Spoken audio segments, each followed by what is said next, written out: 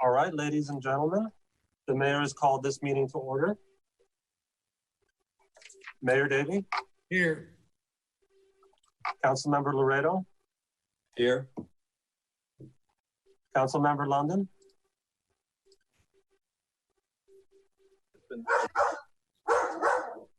I'll take that as a here. He's here. Councilmember McCormick. Shut them up. Tell them to shut up, Claire. Councilmember McCormick. Can you hear me? What do you mean? Councilmember McCormick. McCormick. Here. Okay. Vice Mayor Moss. Here. Councilmember Petros. And Councilmember Cigarrola. Here. All right, all are in attendance. May you all please stand for the Pledge of Allegiance.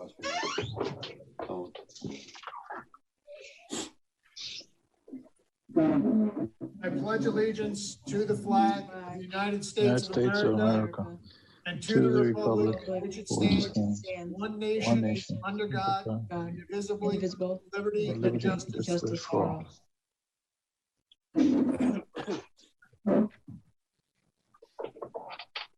Okay. All right, Mr. Mayor, the next item is approvals, deferrals, additions, deletions, substitutions, and withdrawals. Now we've got brief comments by council first. I just want I apologize. all right, remind everybody in the community that some of our retail businesses have opened up.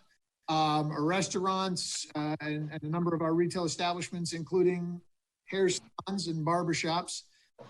So they are 50% capacity. You must wear a mask when you go inside. There is social distancing inside. For the restaurants, you cannot have more than 4 people to a table. And I would ask that everybody in the community work with our businesses to make this happen. These are requirements put on us by the county.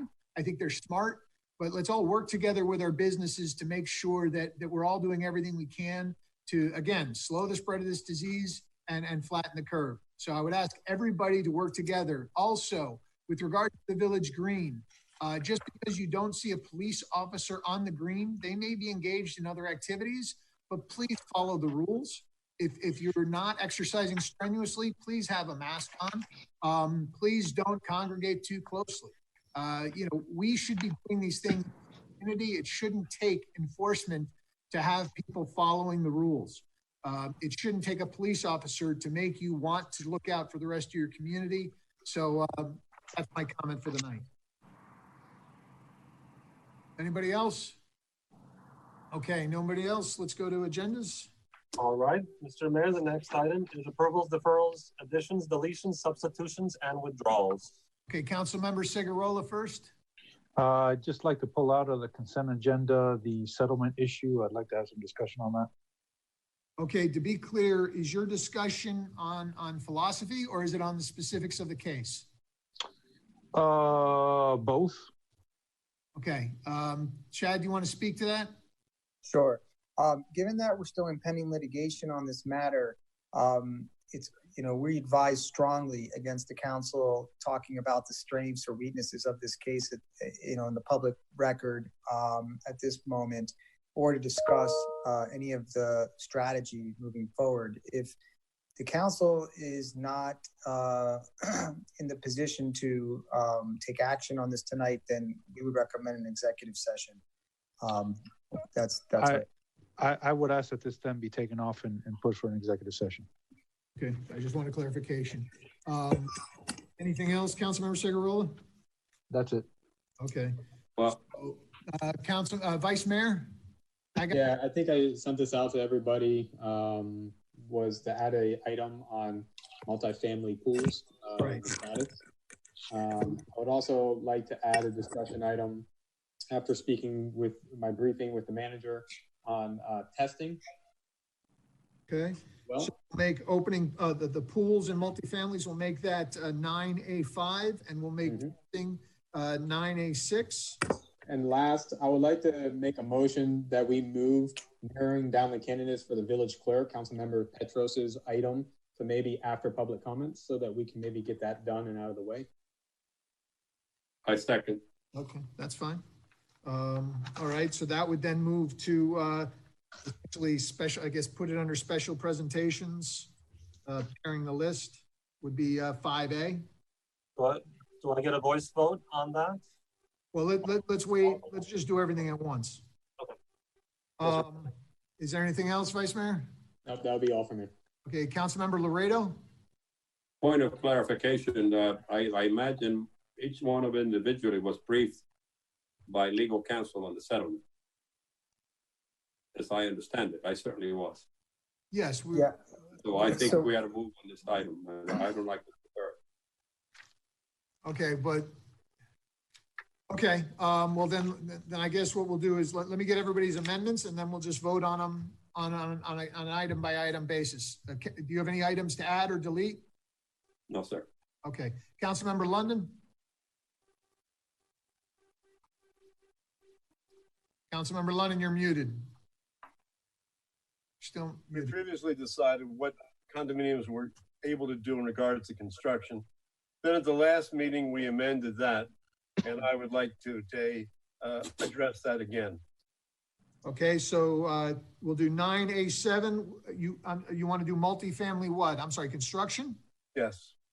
Multifamily construction. Councilmember Petros, did you have your hand up? Yes. Okay, I would like to request that we defer the approval of the minutes that are sitting here until our next meeting because we had many changes and I haven't had a chance to look at them. And which minutes were that? I'm sorry. I think we just have one Just We have one- The meeting in May- front of us, right? Yes, ma'am. Okay. And The May it's, meeting. I understand why that's happening. I haven't had a chance to look at the things that came to us today. I don't know if everyone else did, but I don't want to Okay. approve them until I read them carefully. Okay. All right, what's, anybody else have any items to amend or delete? Okay, let's go through the, Mayor, if the council's done, I have one request Sorry. on behalf of a few council members who wanted to address the virtual meeting schedule. If we could add a manager's report or wherever you D4? want it.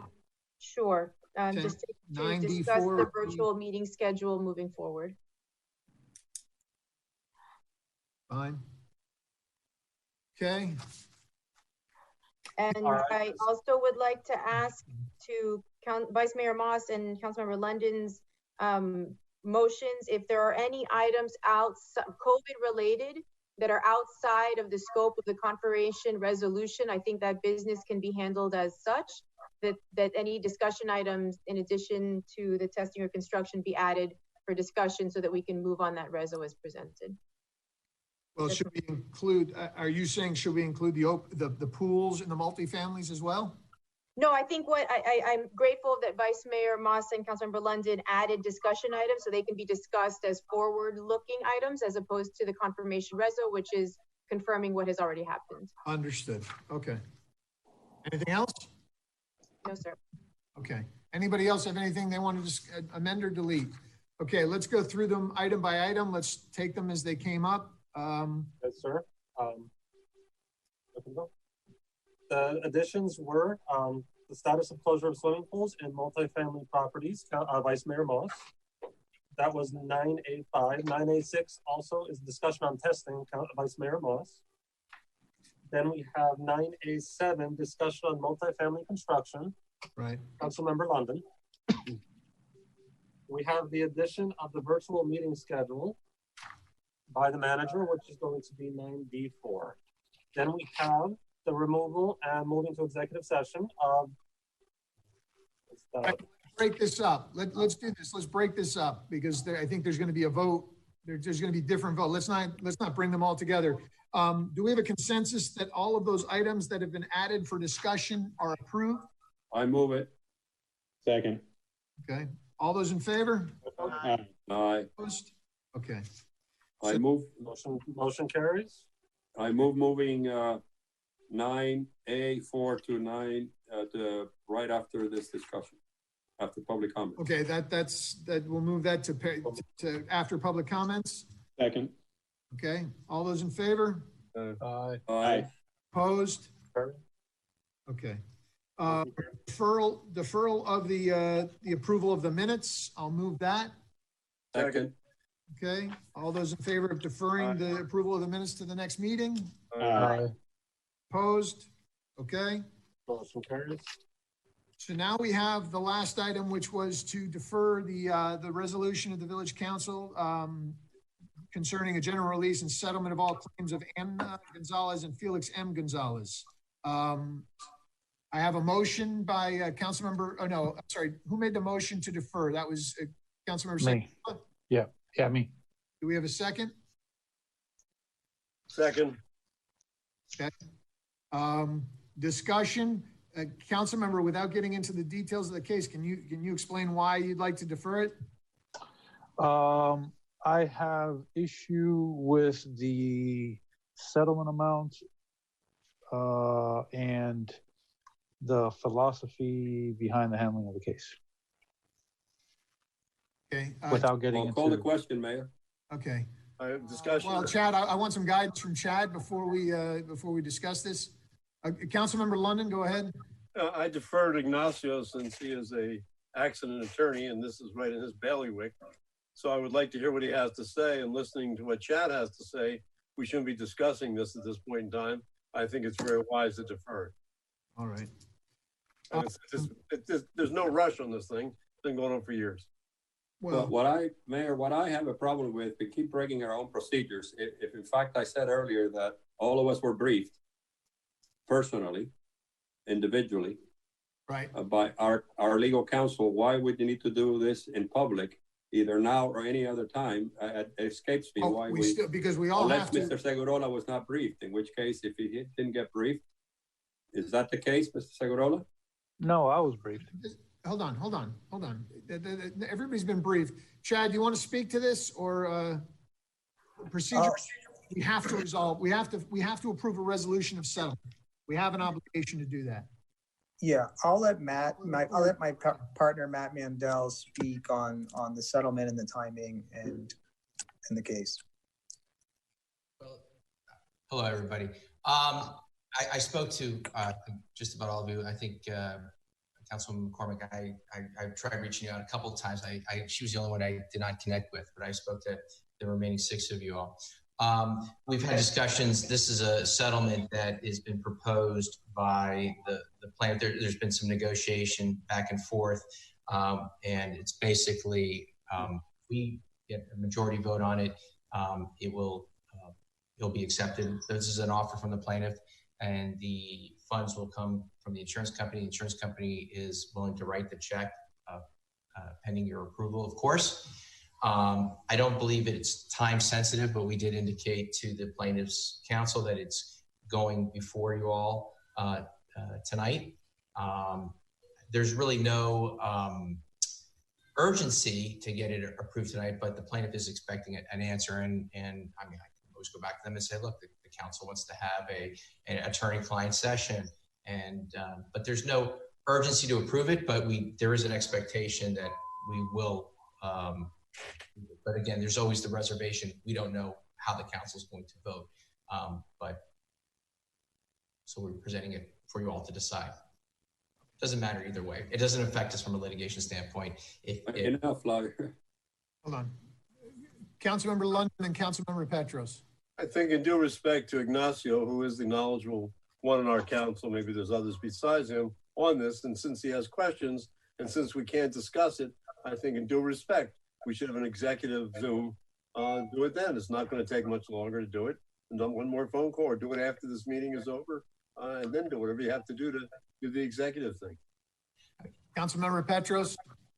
I was just going to recommend that, similar to what Ed said, that maybe we could have a short session prior to the next meeting, or if this one ends early, we could have it at the end of this meeting, unless it needed to be noticed. I'm not sure what the procedure is there, Chad. It would need to be noticed. So if the council desires to want to have an executive session, we'll call it right now for, immediately prior to the June meeting. All right. So the motion on the floor is to defer. It's been seconded. Let's do a roll call vote. Councilmember London. Yes. Councilmember McCormick, Yes. Councilmember Moss, Yes. Councilmember Petros, Yes. Councilmember Segurado, Yes. Mayor Davey, No. no on the deferral, and Councilmember Laredo. No. Motion carries. Okay, so then we'll call right now an executive session. June 9th at 5:30 or 5 o'clock? I think 5:30 is probably okay. We can get through it in a half an hour. We'll call it executive session in the case of Anna Gonzalez and Felix M. Gonzalez. First, the Village of Key Biscayne in the Circuit Court of Miami-Dade County under case number 2019-032-826-CA01. We'll be seeking strategy and during that meeting. The time will be 5:30 and the date will be June 9th of 2020. Thank you for that. Okay. Okay, I think we're through our approvals, Mr. Mayor, referrals, and deletions. pardon me, Mr. Mayor, there was one more of deferring the minutes from the consent agenda to the following meeting by. No, I thought we'd already approved that. Hadn't we done that? I thought That was already approved. Yes. That was approved. My mistake, pardon me. No worries. Okay, now we get to public comments. Please state your name and address. If you are a hired consultant or a village employee or engaged in lobbying activities or representing an organization for the record, please state you are so. You have 3. All right. Just as a note, callers, please hit *9 on your phones if you wish to speak. And Mr. Mayor, we have one caller so far, phone number ending in 906. Okay, state your Caller. name, please. Yes, Michelle Esteves, 798 Crandon Boulevard, and I am not a lobbyist. I want to take the opportunity and inform the mayor and the council members that today at noon, the Square Shopping Center held a meeting with all the businesses, of course, via Zoom, in coordination and preparations for the opening that is going to start taking place in stages this week here, at least at the shopping center. And it was super well attended by 27 participants.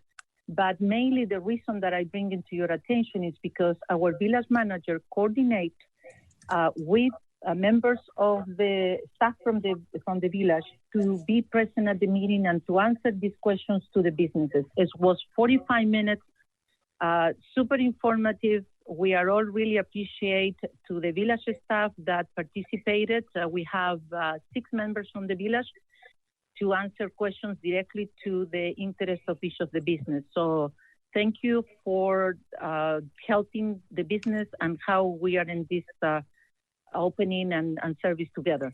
And last, I request to the council to consider the village clerk position being in-house.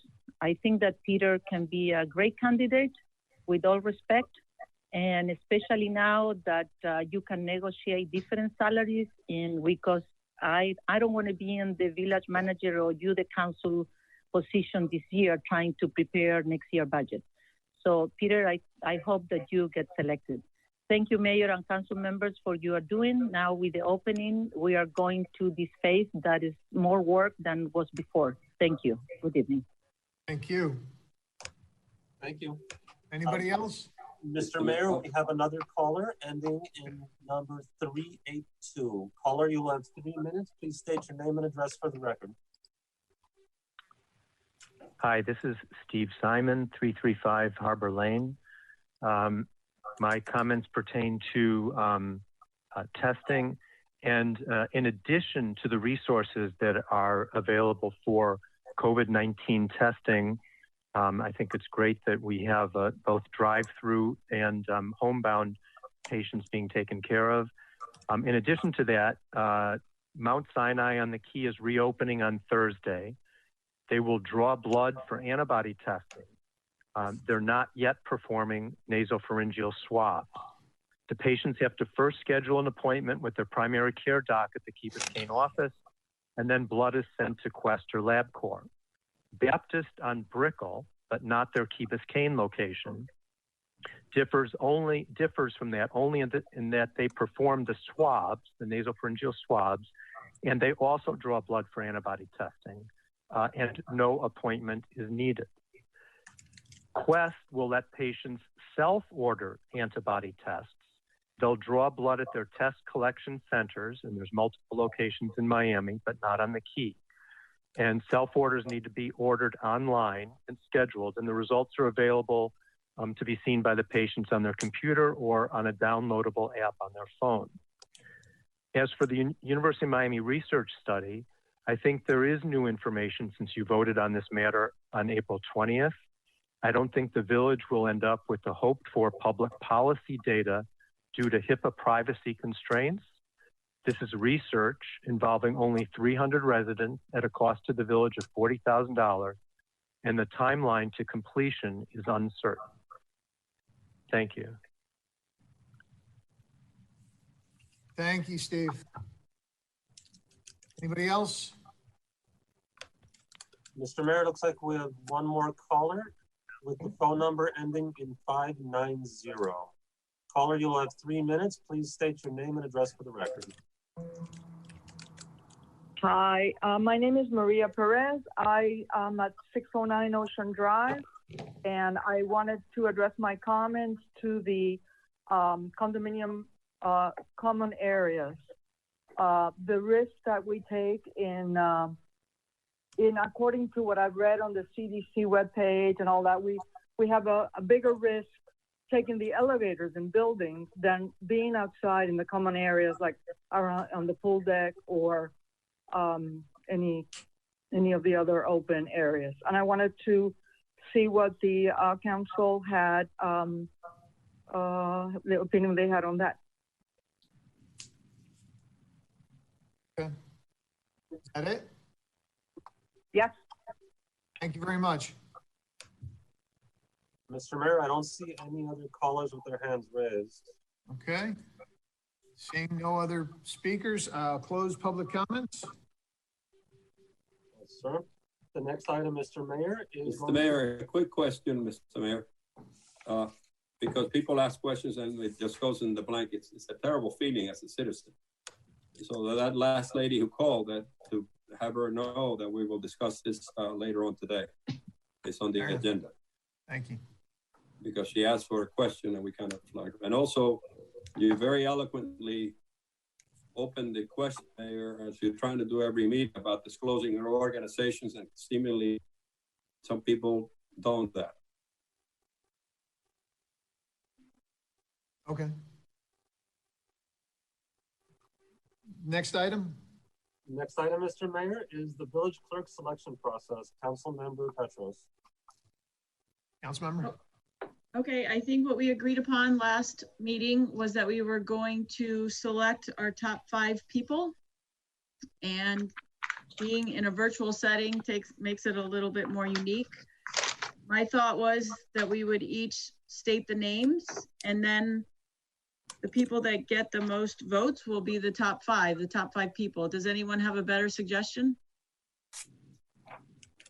Perfect, Ms. Katie. I think, yeah, and if there are people who are tied, then I think we have to have a discussion over those people, but that's fine by me. Does anybody have an issue with that? May I make a suggestion that if there's any ties that we include them? That's a good one. Okay. That's fine. I guess the other thing that I'd ask before we vote is how quickly we're going to move to what we would do next. Would we have all 5 people come in a virtual setting in our next meeting? And when is our timeline to actually make the selection? Or do we want to take a little more time? Well, I mean, I would like to move this. Well, Councilmember London, you first. I would suggest that the 5 applicants meet with our HR director, Juan, and let him interview them. Let him do background checks before we meet with them. So that when we meet with them, they've already been vetted and we know where we're going, because possibly once he meets with them with background checks or something else, he might eliminate someone. Well, I want to be clear. The background checks are fine. I don't want him interviewing them to determine which ones should move on. If the background checks. Okay, fine, Yeah, background checks. That's our And in choice. addition to background checks, if we can expand that to any litigation too, to make sure we include that. Say again? What do you If mean? we could include in the background check, I'm not sure what the village standard is, but if we could include litigation that they've been involved with as well. And I don't know if we want to pay to do background checks on all 5, or if we wanted, when we make an offer, if we want it pending a background check and only do 1. I'm willing to go either way, but if we want to talk about that. Andrea, could you can you speak to this, or can Juan give us an opinion and guidance? Definitely, the background checks are not particularly costly. We can do that easily. With regard to the litigation, I would need to defer to Chad. I'm not sure what that would look like. Chad? Usually, the same company that would run a background check can pull up the litigation. We can look into that, or Andrea, I can talk to her about it, but that's usually how it's handled. It's usually just whatever you ask to be pulled from the background check. You can check that box, but we can follow up on that point. I don't foresee it being expensive. How long would it take to do background checks on 5 people? Should we be bringing them back to our meeting in June, or do we need to wait until August? Because this is the last meeting that's coming before the summer. That isn't budget. I think we can have it done in a turn it week. around. Councilmember London? We can have it probably, at least we do background checks, and what you're talking about also as far as people having court cases and litigation when you go, and usually only takes a week or less for us to get them back. Right. And it's inexpensive. And the other thing I'd like Juan to do if possible is to check with their references and the last places, as you know, if they were terminated, why they were terminated. If they can get any information, that might be helpful to us. Well, I would like to call references myself. I don't know if anyone else feels that way. Yeah, I think that's right. I think that's incumbent on us. Okay. I think that's part of the process. Are we going to move on the name by name or the 5 names? Well, why don't we give our 5? I'd like to suggest that everybody name them in alphabetical order if you have them listed that way. That's how I've done mine. You're so organized, Miss Katie. I'm not that organized, but I'll move. You ready? Councilmember Petros, why don't you kick it off? Okay, my 5 are Jude Alvarez, Peter Colpa, Pamela Lattimore, Jody Quackenbush, and Carolina Revedon, which I probably mispronounced. All right, sorry. Alvarez, Colpa, Lattimore, Quackenbush, and Revedon. Revedon. Okay. Councilmember Segarola? I have Judilkis Alvarez, Peter Colpa, Pamela Lattimore, Roseanne Prado, and Jody Quackenbush. Okay, so I've got 1. Okay, Councilmember Laredo. Peter Colpa, Roseanne Prado, Jocelyn Brewster Koch, Ms. Alvarez, and Pamela Lattimore. Okay, Councilmember London. Alvarez, Brewster, Sarkisian, Reverone. I didn't forget you, Peter, and Colpa. I just wanted to get nervous.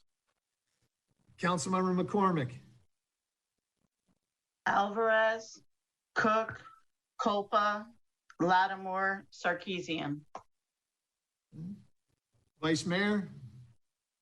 Try to do this in alphabetical order because I don't have them in there, but Alvarez, Jocelyn Brewster, Pamela Lattimore, Jody Quackenbush, and Peter Colpa. Okay. And I have Alvarez, Cook, which is Brewster Cook, Colpa, Lattimore, and Sarkisian. So the top 5, here's the way I have it. I have 7 for Alvarez, 7 for Culpa. I have 6 for Lattimore, 5 for Brewster Cook, 3 for Quackenbush, and 3 for Sarkisian. 1, 2, 3, 4, 5, 6. So we have 6 people. We have two people tied at 3. We have 6 then. What's that? Then we have 6. We decided they were tied. Correct. No, that's right. So we have 6 folks. Okay. All right. So, the next steps are what? I think we're going to do the background check. I think, but how do we want to do this? I guess, what is the next step? Is the next step to have them all appear virtually at our meeting and we ask questions, or what's the next step? What do people think? It seems like it would be easier for each of us to interview them, and then we have a discussion item in the next meeting, and we select our number one and number 2, and we go through it. That's what I would think. I mean, I think it would take a very long time to have them all together, but we could try it. But I've already interviewed all of them, and I would then maybe go through a little bit more detail. I'm a little bummed that there's 6 of them because it's going to be a lot more interviews, but that's fine. I can do 6. Okay. Councilmember London? I thought we all interviewed them by now. I thought that's what we were supposed to do. I think they're all interviewed them all. I mean, but I want to hear from everybody else. Okay. You've spoken to each of them? Yes. Okay. Well done, Ed. The ones I eliminated. Councilmember Laredo, I saw you raise your hand. Yes, thank you, Mayor. I wanted, as you move to the next 6, it's not at the job description printed, but it's in the actual practice of this office. I want to highlight that public relations, I don't know if that's the correct word, the village clerk's office, by virtue of the design of office physically, is usually the first place that citizens drift in. So it's important that the person we choose has the huge skill. We have Miriam there right at the door. It has to be somebody that's gregarious also, because the legacy of cheap, it is sort of the place where people go, our taxpayers go by default, and if they want to talk about something edgy. So it's almost architecturally done that way, and it's an interesting element to consider as you move forward to the final selection. Mayor. Yeah, Vice Mayor. Yeah, so I just wanted to say something that I think I have a hard time figuring out how we're going to do this. But, I have a very clear sense in my mind of what the salary should be for each one of them based on their experience that they have. I've talked to them about it, but I'm not sure if as a council as a whole, do we have that? And I think that it's also important that who we do select has the same expectation as the council has, because then we could select somebody who we believe that should be paid a certain amount and the expectation is much higher and they won't leave their current job for that position. And I don't know if we should be continuing farther looking into that. But again, I don't know how we do this in a public setting. It is very difficult. Yeah. I would suggest, sorry, Mike. Go ahead. I would say that each one of us get a feel for the individual candidates and what salary that they're looking for. And we did deliberately leave this wide. Right. If there seems to be a discrepancy between what's in your mind and what that person is expecting, then maybe they don't make your top 2, basically. So I would hope that each one of us would definitely ask that question so that we'd have a good feel that it would be a good fit salary position wise as well.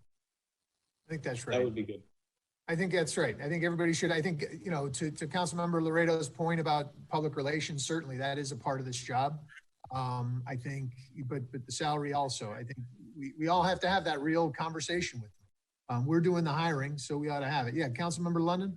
Another suggestion, since obviously you want to get this done before, I guess, summer, maybe possibly we have another 5 or 10 minute meeting, say in a week or so or 2, whatever time it would take everybody to interview the people who haven't interviewed them or re-interview the ones that have now made the cut, and finding out the salaries, etc., making sure you like them, and then submit 3 names.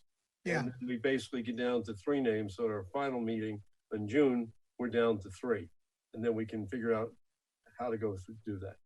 Good idea. At that time, we'll have the background checks, legal checks, credit checks, know why they got terminated or why they left previous positions.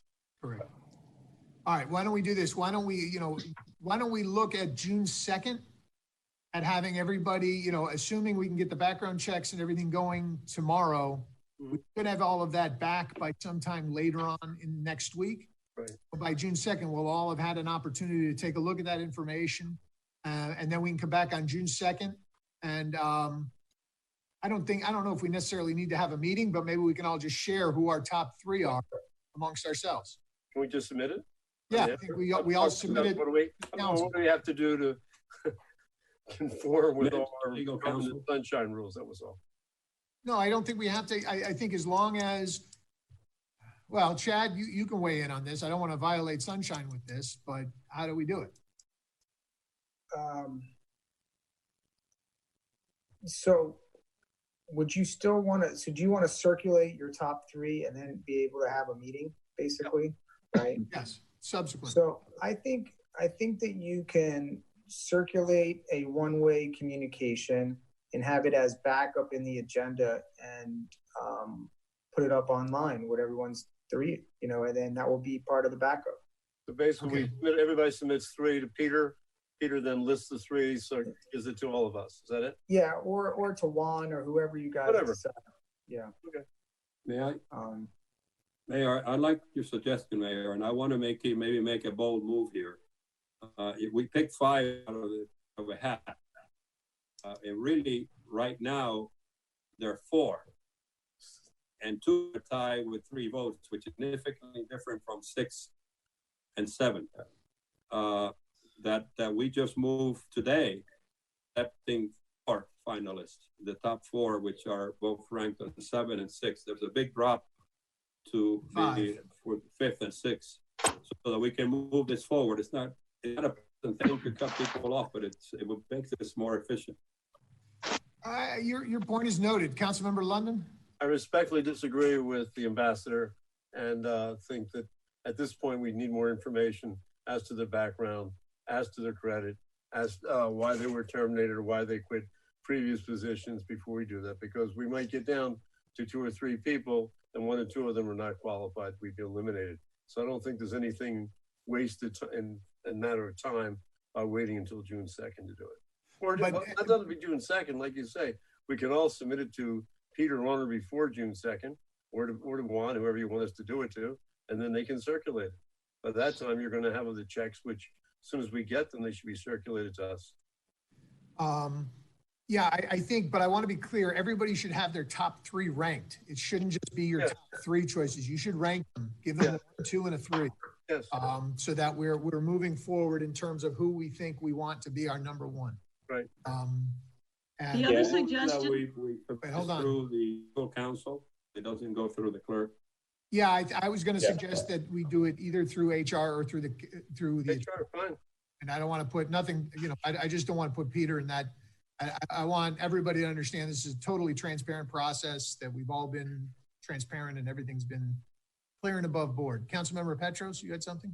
The only other thing that I'd like to add that all of us do, if one of the candidates that you're considering for the top 3 doesn't have experience as a clerk, have a conversation with people to determine how we're going to do training of somebody and whether or not Conchita's available for training or somebody else, so that you have that we all have that solved in our head. Oh, I think that's right. Yeah, absolutely. That's a great point, because we're going to need boots on the ground right away.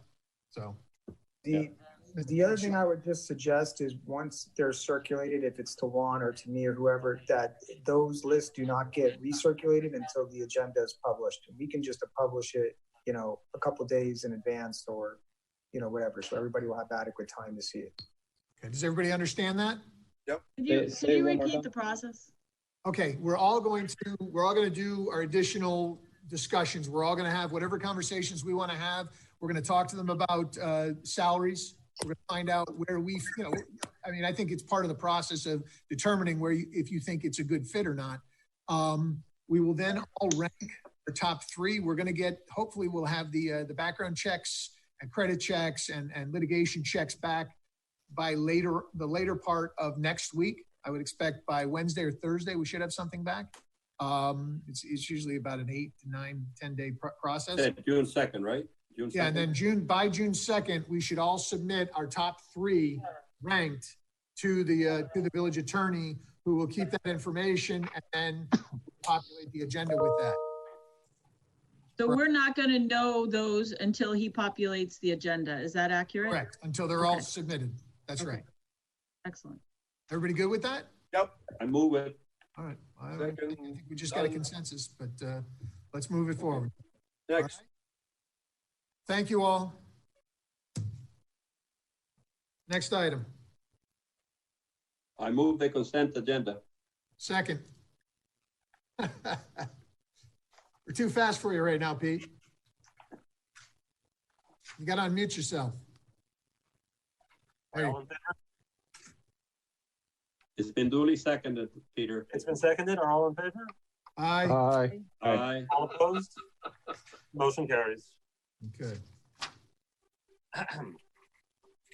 The next item, Mr. Mayor, is a resolution of the Village Council of the Village of Key Biscayne, Florida, confirming emergency expenditures relating to the novel coronavirus COVID-19, providing for ratification and providing for an effective date. Moved. Second. Thank you. Question. Okay, Madam Manager? Yes, Mr. Mayor, thank you. Good evening, everyone. So we have entered the recovery phase of our COVID-19 response. We have restructured our incident command so that we are focusing on the businesses reopening as well as the condo communities and what they're experiencing. We've established direct lines of communication and assigned personnel specific liaison roles. One person is representing and liaising with the restaurants, for example. We have somebody who's working with retail. We have dedicated a person to help with the condos with their reopening. So under this new structure, we're really trying to provide white glove service to help the community recover from this, both economically and emotionally. And we're trying to do it in a way that prevents any potential resurgence. And we opened everything pursuant to county order yesterday, the 18th. Since our last meeting, in addition to the restructuring of the incident command structure, we also executed an order that amended the park closure. So Calusa Park is open now with the exception of the restroom because the order would require us to staff the restroom and add extra sanitation if we were to keep it open. So we still have that restroom closed, and the pavilion pursuant to the county order is also closed, but the tennis courts are open and the pathways in Calusa. We also executed order 20-10, which was didn't make it into the agenda packet, but I will share with the community now. It basically allows for the outdoor dining for restaurants, and it waives certain provisions of the zoning code to allow for the outdoor dining to take place. And we went a little bit more restrictive than the county with regard to the protective barrier between vehicles and the guests of a restaurant. So basically the county would allow for cones and other things, and we wanted to be a bit safer there. So we required either a concrete barrier or an alternative. And we provide a process by which folks can get that alternative approved quickly. No permit is required. We do have the right to inspect, but we're hoping that our restaurants and our businesses can recover. And thank you for the comment earlier. We're really trying to provide that white glove service. So those are the orders. And the last change that we did, we amended the curfew to take effect at the same time as the outdoor dining order, which is tomorrow, the 20th. So the curfew is extended till 11 p.m. So it gives folks a little bit of extra time in the evening. With regard to expenditures, we've broken this out into emergency purchases. You have on your agenda packet up through April 21st. And then you can see on the emergency purchases, some supplies, bags. We did do deeper decontamination of the vehicles, other, basically sanitation supplies. And then with regard to personnel, we have an updated report for personnel that calls out the personnel cost by department. I have briefed each council member on these items. I know there were some specific questions. Thank you for putting some of the future looking things with regard to testing and construction sites. There's a place later in the agenda that we can speak to that.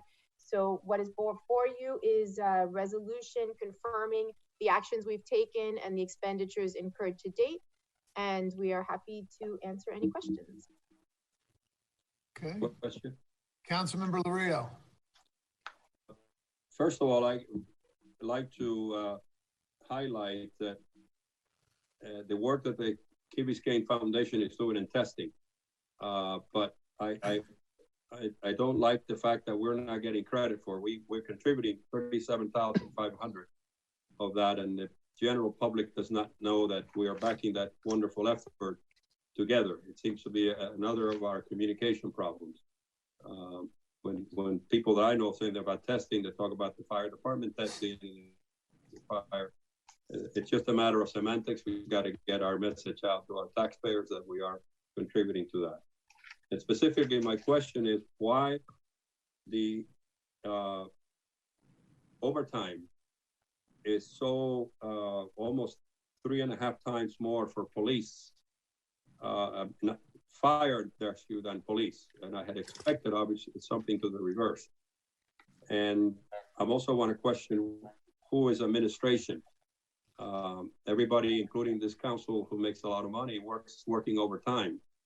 And people get pretty good salaries in administration.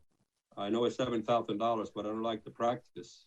And so that's a two-part question. It's $102,000 already paid out on fire rescue, and police is only $30,000. Maybe I'm missing something. And then if you can tell me who this administration overtime is.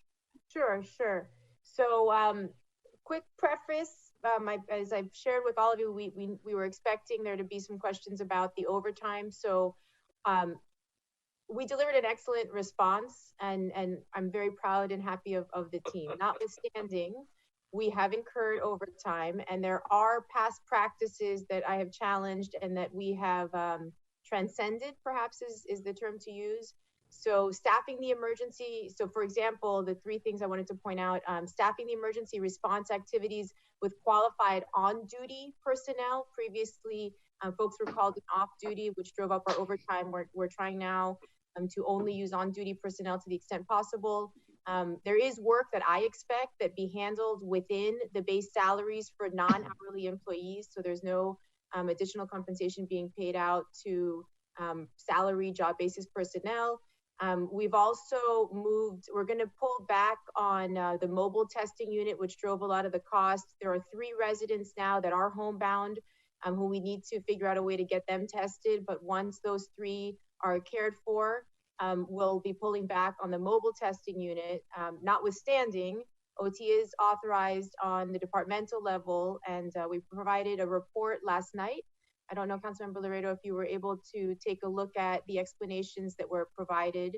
So hopefully that sheds some light, and we can. Madam Manager, you're not answering my question. I apologize. Maybe perhaps if I didn't read your report, can you give me a concise answer as to why it's almost 3.5 times fire, where the face-to-face enforcement in terms of the curfew and all the enforcement things seems to fall more on police? I'm prejudging your answer, but just give me a short answer. Why is it, as of today, 30,000, 31,000 versus 103,000? It's a significant change. Right. You gave me a long answer, and I don't understand it. Just briefly, what are the $7,000 administration?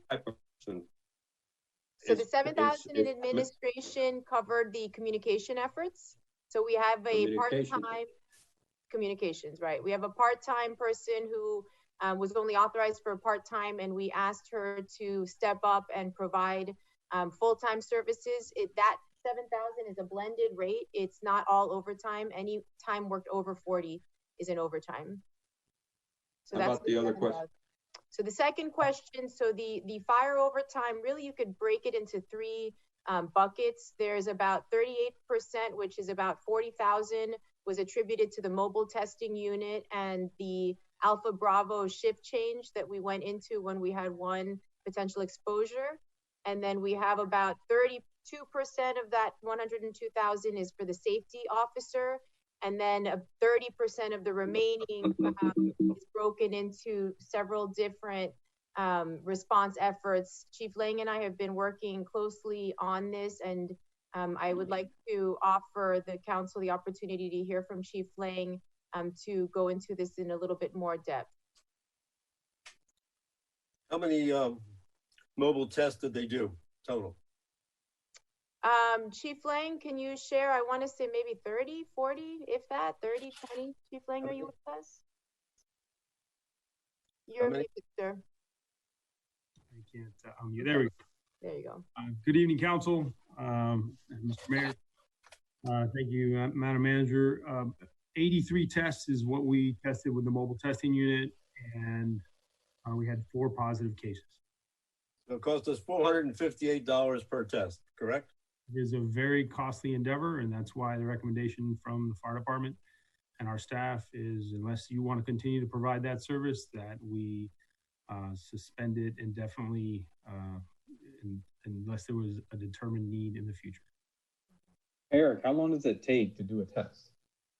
It takes about an hour per patient. Okay, so if we've had 83 tests, that means we're 83 hours of overtime, which costs $40,000?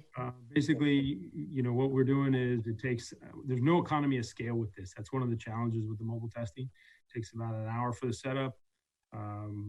It's actually shorter for the setup. It takes a little longer for the decon. There's travel time involved because we have to drop off the test to the lab. So there's a lot of logistics involved, and then we actually are conducting the tests that we account for an hour, but we've tested maximum of 16 people, and inside of 8 hours. So why would you have extra people to do the testing? Why would you use your regular staff? Our regular staff is allocated for emergency response. And if I have a sick person that's concerned that they may have COVID, if you will, and we get up to their apartment and we get, and the bell rings, you know, we're literally walking away from them, or we're delayed in our response. So through our medical directors, following the model that is in place already that the city of Miami is using, we staffed a mobile testing unit, and we staffed that similar to a rescue truck. And part of that cost also accounted for, early on, we have a coordinator and a call center that we had started. So it's a costly endeavor. You know, we recognize that, and we're sharing that, and that's one of the reasons why we're recommending that it doesn't continue. I think, you know, the total amount we spent through this report was about just over $19,676. You said 38,000. 38% of the total, which included the Alpha Bravo shift and the MTU, the sum of those two numbers. That was the 38,000? 38%. It was 38%. What was the mobile testing? You said 38%? The mobile testing was $19,676, and the Alpha Bravo, which is when we had to work 24 hours on and 24 hours off. So the A shift would come on for 24 hours, and then the B shift would come on for 24 hours, and then the A shift came on for 24 hours. That cost $29,405. How many days? That was an answer that I needed to get. I got it for you, Eric. It was from April 11th to April 15th, I believe. 4 days. 5 days. 11, 12. The Alpha Bravo happened because of the testing? No, the Alpha Bravo happened because we had, this was early on in the process. We had one of our firefighters came off shift. They reported to have a fever, and we isolated the crew that was working with him directly, and they were required to be isolated for 7 days. And so at the time, that was the best practice, and that was the process we followed. But as many things occurred in this emergency, we had a similar situation that happened a few weeks later, and we dealt with it differently. And in the terms of this conversation, it was more fiscally efficient. So, Councilmember Segurola. have a question. Was the firefighter that had the symptoms, was he one of the people on the mobile testing unit? No, sir. He was a different person. Yeah, this was a firefighter that was on shift, and he was not involved with the mobile testing unit. Okay. Councilmember Petros, did you raise your hand? I did, yes. Eric and I had a long conversation today actually about many of these things that you're asking. And when we discussed this, I was trying to figure out, because I also shared Councilmember Laredo's comments of wondering why police was so much lower than fire. And I think, and I don't know how everyone else feels, but if we could just ask maybe our public safety and our manager to look at this and look at the system that's in place, because the system that we currently have in place, I think puts a stronger burden on fire rescue in emergency situations. And from as far as a reporting standpoint in the ICS formation, is that what's called Incident in Command? And maybe there's a better way, because the shifts on the fire are extremely lean. So for example, I didn't necessarily know the monetary ramification of the mobile testing unit, which had to be done completely with overtime. And also the ramifications of potentially having one firefighter that had symptoms that knocks out a whole shift. So maybe we could, as a group, ask them to go and look at this and come back with some recommendations on potentially evening out the responsibilities in an emergency situation so that we don't end up with such large overtime discrepancies. Well, I mean, I got two things. First of all, we're the ones who asked for the testing to be done. So I want to be clear, you know, we as a council asked for the testing to be done. We put this forward. Fair enough. Secondly, you know, this is my first pandemic. I think it's probably the first pandemic this village has ever gone through. I don't recall another one. So I think the reaction that we've had from our public safety folks has been pretty darn good. I understand what you're saying, and you're absolutely right. I think after action reports will be written, and people are going to we're going to learn some things here. But I think what our firefighters did, what our police officers have done through this has been exemplary. I mean, they've been working hard at this. Remember two things. They have us and they have their own families to be dealing with. And I think they've done a pretty good job of supporting this community. So, you know, I understand people want to look at this and say there's an overtime issue, but the fact is they were following all the protocols that were put forward at the time that were right. And as the chief spoke to it just a little bit ago, they subsequently, I guess, had somebody else call out with a fever or something, and they handled it in the more updated protocol, under an updated protocol. So I think, you know, I'm going to give the chief, again, I'm not a firefighter, I'm not a police officer, I'm just a lowly lawyer. And, you know, I'm going to let them run the show. I think they've been doing the best they can. I think it's incumbent on us to be looking at costs and things like that. But I just want to be clear to your point, Councilmember Petros, that I think they are looking to see what they should be doing in the next time this comes up. I don't think they've ever stopped learning. I don't think any of us have stopped learning.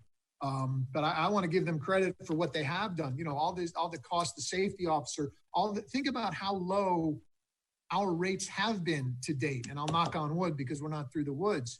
I think they've done an exemplary job. And I think they've done a job of keeping this community safe and really working hard to do their best to reduce, again, I'll use my corny phrase, flatten the curve. They've done the best they can to slow the spread and flatten the curve. So that's my... I'd like to say real quickly that I wasn't suggesting otherwise. And as opposed to sitting here and going back and forth on what's been done historically, if we as a group feel like there's an imbalance here, and yes, I agree with you 100% that everybody's done their best, but I do think we can learn lessons. And if we ask them to look at that and come back to us and give us an idea of how to work on those numbers so that we can get a great response and learn from this current event. Absolutely. I saw Councilmember Segurola, Councilmember Laredo, then Councilmember London. echoing some of Katie's concerns. I mean, I think this is an event that we can learn from, and definitely in the future have some better controls in place so that we are aware of this type of overtime much sooner. One of the issues that was one of the topics of conversation I had with the manager in my briefing, and the manager did inform me that there have been some changes to the system so that she would be made aware earlier on about the overtime situation.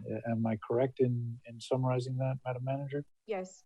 Could you please, for I guess for our benefit and the benefit of the residents, tell us what has been done so that hopefully this does not happen again, at least not in the same way, and the council has an idea earlier on about the overtime?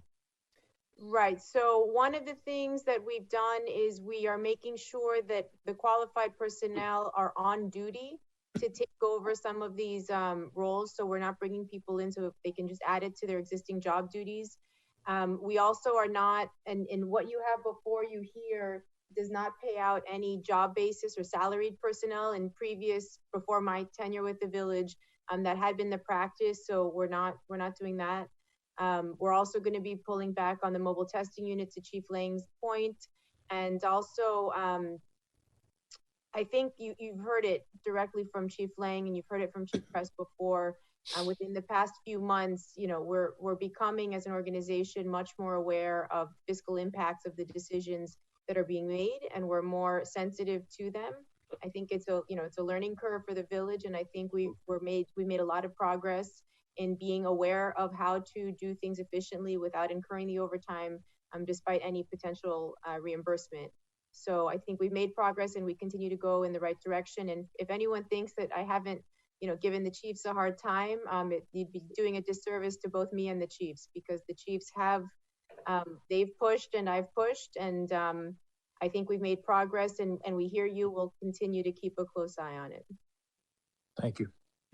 Can I address just one thing in regards to safety when the time's right? Sure, go ahead. Yeah, and then Councilmember Laredo. I can defer to Councilmember Laredo. I echo and votes reflect my unyielding support for public safety, both fire and police.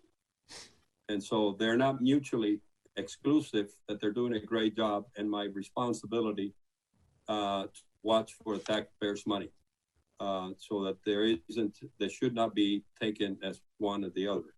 I do believe that good management, when faced with crises of any kind, you try to first maximize the resources you have.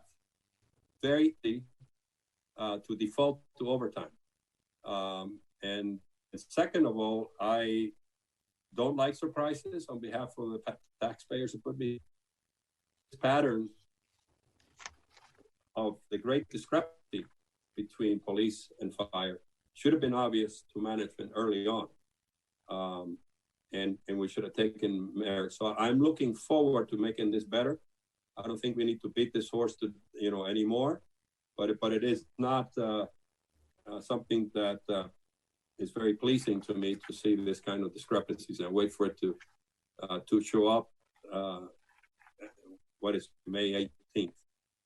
When it's almost 2 months into operation, you should have seen the cash going in and out. So we need to get better. I appreciate all of this stuff about this is unprecedented, etc. But crises are unprecedented. Today, tomorrow may be a hurricane.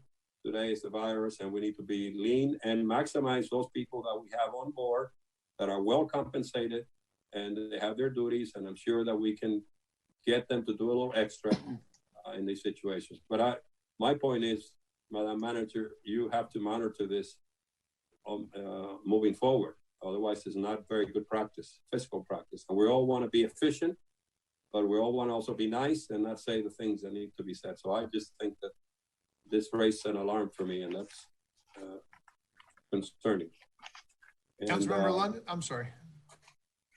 I felt that I've been misled or not informed, or however you want to phrase it.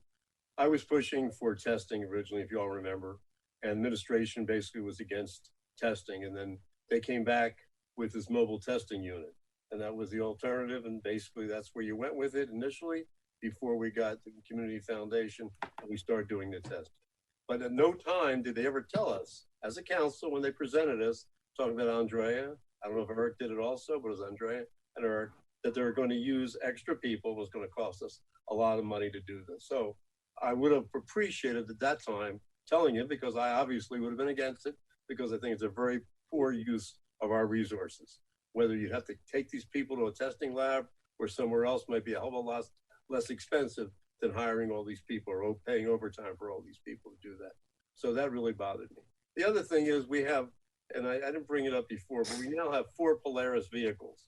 Is there any reason why we need 4 Polaris vehicles? We bought it, so I guess we really can't do anything about it. Came under emergency expenditure because the police needed one, because theirs broke. Well, the fire department has 2 and Public Works has 1. Is there any time we ever need 4 at the same time? So again, we can't do a damn thing about it. We have it now.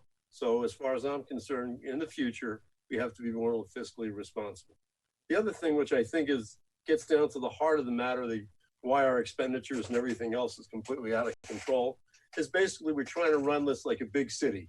We're really 1 firehouse with 30-some people, one police department with 30 or 40 people. And yet we're trying with all the things, when you look at all the staffing positions and titles and all the other things that took place during this particular incident, you'd swear we're probably City of Miami or New York City. So I really think we have to realize who we are and try and act accordingly and financially be more responsible. And therefore, I also think this gets back to control, where Andrea, you need better control of what's being spent, when it's being spent, not after the fact to say, hey, this is what we have. Fine. Not a damn thing we can do about it now. It's all gone. Money's out the door. It's gone. So that's what I'm saying going forward. The other thing is, switching is, why do we have to have a curfew at this point at all? Why do we have to tell the people eating dinner at 11 o'clock that they want to sit there and say till 12 o'clock or 1 o'clock? What the hell's the difference they stay for a couple more hours? Why do we need a curfew? And why do we have to be more restrictive than the county is for the restaurants for barriers going? I mean, whatever we want to do is to help the restaurants and people, not make it more difficult. And if it's good enough for the county, why isn't it good enough for us? I'm done. Okay, if I may, Mayor, I tried to take some notes to keep up so I can respond to some of the points made. Go ahead. Okay, so with regard to the cost of the mobile testing unit, as you know, we worked, there was a lot of energy that went behind testing, both internally, as well as trying to work with the foundation and trying to get things moving. I am not, and I'll need to defer to Eric on this, I am not aware of the time at which we really came to a dollar amount. This is what the cost is going to be per mobile testing unit, right? So at this point, after the fact, we know the real cost, we know how many tests we were able to perform. I don't know if from the offset, Chief Lang, if we were aware of what the cost per test would be in deploying the mobile testing unit. Were you aware right off the bat or no? Yes, we ran that analysis. We knew we were going to be spending about $3,000 per day to deploy that unit. Okay, and we assumed a throughput of about what we actually processed? And we were assuming that we were going to get, we targeted 10, and our stretch target for people was 15. And we actually weren't getting enough people that fit the criteria that the council set for 65 and older with symptoms that was ultimately expanded to trace source tracking and anybody with high risk. So we really had a pretty limited population, and the mobile testing unit has not been active for 10 days. And the reason it hasn't been active for 10 days is because we have been aware of cost. Right. Mayor, may I? So there were 6 points made. I was hoping to have the opportunity to respond to them.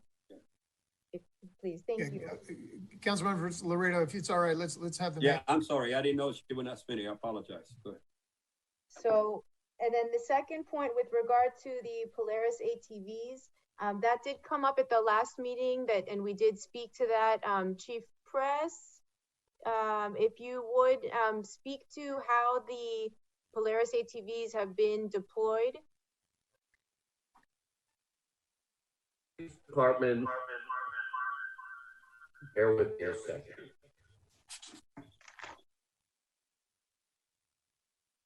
The police department owns one ATV. Not two, not three, not four. We own one ATV. Our ATV, before COVID happened, had literally rusted out, and we had requested through our budgetary process to buy a new ATV. At that same time, COVID happened and beaches were closed and we had no way to respond as a police department with our equipment to use an ATV. So we requested to purchase our one Polaris so that we could respond and we could have people out there full time. The Public Works Department has a Polaris that they use for whatever they use it for. The fire department has a Polaris to use whatever they use it for. I was simply responding as a police department with one request so that we could provide support on the beach. Period, end of story. Simply the same way I have asked for a boat so I could have a marine patrol, or a motorcycle so I could have a traffic unit. And it just so happened at the same time that our ATV rusted out and was thrown away, we had begun the process of purchasing a new ATV, which happened to be a Polaris, call it whatever you want. And it coincided with a beach shutdown and COVID and a immediate need for police to be out there on the beach. And that's how that $14,000 purchase was made. But we had already started the process of going through the budget and doing the thing we needed to do to simply replace the one that was broken and discarded and sold at auction for about $2,800, which went back into the GF so that we could use that in addition to purchase another ATV. I wasn't saying the police department, Chuck, should not have an ATV. My question was, why do we need 4 ATVs, which means Eric has 2 ATVs. You had none. Public Works had 1. Why couldn't he have 1? You have 1, and Public Works have 1. That's where I'm coming from. Not the fact that you weren't getting 1 or replacing 1. Wasn't questioning that at all. I'm talking about why do we need 4? That was all. Yeah. Are we through? The last 2 points were with regard to the curfew and the restriction on the barriers. So the curfew, we extended it till 11 to try to give some relief to the residents and the businesses. We don't really Folks, I'm sorry, I do not hear anything from anybody. If you're addressing me, I don't hear anything. Oh, you're okay, Chief. You're all right. No problem.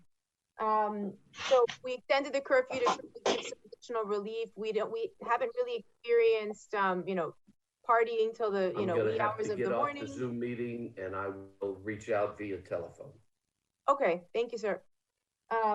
So we felt that it was in the best interest of the community to keep a curfew in place as we ease into this new normal.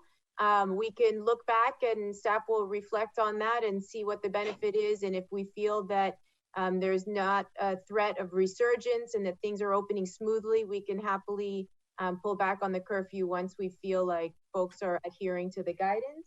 And then with regard to the restriction on the barriers, we were responding to the industry group. There was an ask there was concerns brought to our attention from some of the restaurants regarding the safety, and so we were trying to accommodate that ask by making the concrete barriers or another another alternative that has the same safety standard could also be approved. Why have a curfew at all? So what we're trying to do is to minimize gatherings, contact, to make sure that there isn't a resurgence of the COVID-19 virus. What does that got to do at 11 o'clock to 7 o'clock in the morning? Between 7 o'clock in the morning to 11 o'clock at night, what's the difference? So so the reason why we put it in place initially is because it's more difficult when folks are out and about, celebrating, drinking. It's much more likely that masks come off, that there are more intimate groupings of people that would directly conflict with the CDC guidance. So basically you're saying we're now going to police everybody to make sure the masks on, even though they don't have to unless they go into a place? They're going to stop people in cars from driving without masks on? Are they going to stop people who are walking down the street without masks on? Is that what we're going to do now? Ed, basically, what this started was we had, you had essentially the early start to spring break. That's how the curfew started, right? So we were trying to eliminate gatherings, as the manager was just talking about. That's been the purpose of this, to try and reduce gatherings. So now we're in a state where, I'm neither here nor there on the curfews, but the manager's point is not so much policing people in terms of whether they're driving with a mask on. First of all, you shouldn't be driving with a mask on. It's dangerous. But second of all, we need more personal responsibility. I agree with you, but we also, look, the more we release, it seems the more people want to gather, the less serious they take this in terms of social distancing and wearing facial coverings. So can I get a question in there? Sometime? Certainly, absolutely. I apologize. Thank we're drifting all over the place, and we were talking about overtime. These are legitimate questions, and we're trying to be more efficient in our meetings, and we don't seem to be achieving it. Look, what concerns me about this overtime is that we're in the middle of the forest. And Madam Manager, I have to tell you, I have been a strong advocate of not micromanaging. That's precisely how we designed this village. But this kind of behavior is pushing us at London, myself, and others into micromanaging. We're defeating our own purposes. I don't know if you get it, but my concern, of course, is $103,000. My concern is if I need to be on top of this at this level, then we are going to be doing micromanaging because that's the responsible thing. The ideal thing is that you take control of these things, and these things should be popping up on your daily basis. These are, we do have meetings where sometimes we don't concretely make specific suggestions because we are volunteers. You guys are professionals. And so you should know how much testing goes in. Number one, it's unfair to me and my other 6 colleagues to be put in this position. It's not good management. And that's the whole point I'm trying to make as we move forward. I think perhaps we should move forward. At least, we got to get better results from all of the people who are managing. And otherwise, it goes against the whole nature of this government. That's really what concerns me. It's the drift that is pushing us to micromanaging, and that's not healthy.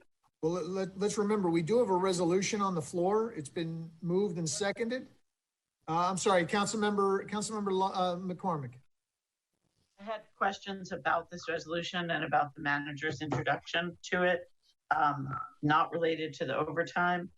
You mentioned restructuring of the incident command structure. I wonder if you could discuss that a little bit. And then also you talked about reopening Calusa. I'm wondering if those tennis courts have been resurfaced yet. Sure, thank you. So with regard to the restructuring, so last week was the last week of any shift modifications for sworn personnel. So they're back to their routine operations, routine schedule. So we shouldn't see any COVID-related overtime in public safety moving forward. And the restructuring was with regard to the recovery task forces. So we engaged the Chamber of Commerce, we engaged folks in BZP, Mariana, in particular to liaise most intimately with the businesses. We also, under operations, engaged Deputy Chief Capone to lead one of the units to help with the reopening in a safe environment. And we also assigned the restaurant liaison, retail and other industry groups. We assigned a testing unit. So Dr. Samimi, moving forward, he's been studying and catching up on the testing. That's a major part of our reintegration process. And basically those were the changes, that this is much less of a emergency from a first responder perspective at this point. It's more of an outreach and support services for economic recovery and also for the condos and to keep the testing moving. So that was the restructuring. And your second question? Lusa, if the courts had been resurfaced? No, the courts were not resurfaced. A lot of folks reached out and said that they were more eager to play singles tennis than wait, for the resurfacing. So we opened it up. Folks are there to play tennis. In the future, the courts used to be resurfaced through the tournament. Now that has stopped, the village, we haven't been resurfacing them. So, but we can just close the courts once things quiet down for a few days and resurface them then. Councilmember Petros, a question or a comment? Just a quick comment on the Calusa Park tennis courts. One of the residents that reached out to me, that sent me an email, suggested that courts really don't need to be resurfaced any more than every 4 to 5 years. So if you could just look at that and see, I recognize we had a benefit of the tennis tournament that resurfaced them every year, but that may not be what our village needs to do. So if you could just find out best practices on that and then adjust accordingly, that would be great. Sure. Comment before we call this to a vote? All right, let's call it to a vote, please. What are we voting on? The expenditure? On the resolution. The total thing. AA. Okay. Yes. Do a roll call vote. Vice Mayor Moss. Get back to the Vice Mayor. Councilmember Petros. Yes.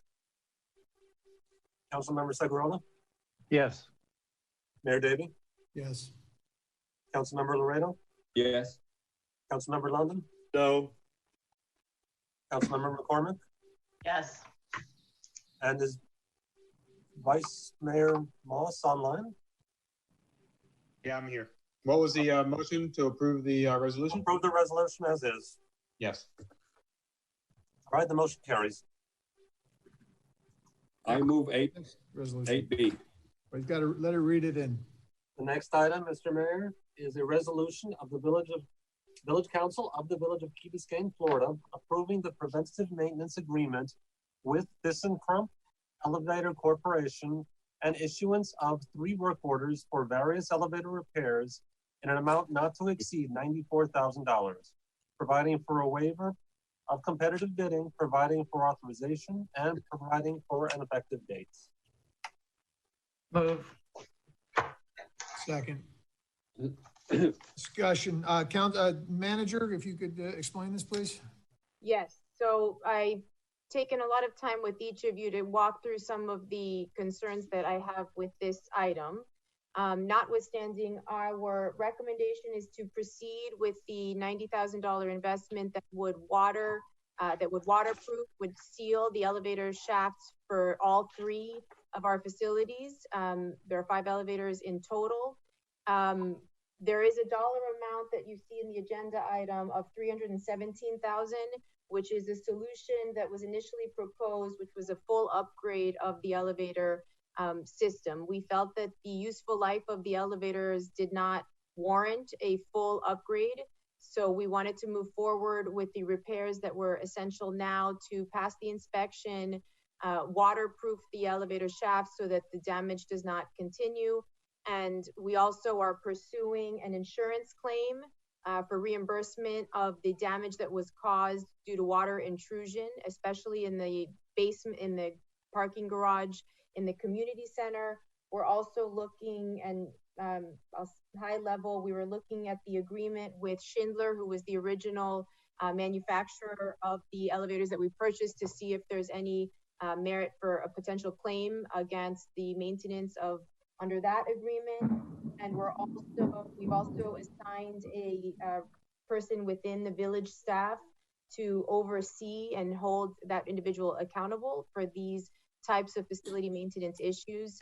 Over the last 10, 15 years, there had been a third-party facility administrator for the village and the oversight there, I think, was lacking to the extent where a lot of the department directors and the users of our facilities were not aware of the conditions of some of these facilities. So what we've been doing now, we're looking at, and this is since I've been here, we're looking at a much more holistic approach to the maintenance of the assets and making sure that we maintain them regularly so that we don't find ourselves hit with these kind of expenditures. So I'm not thrilled about where we are, but the reality is the elevators need to pass inspection to be able to be used by the public.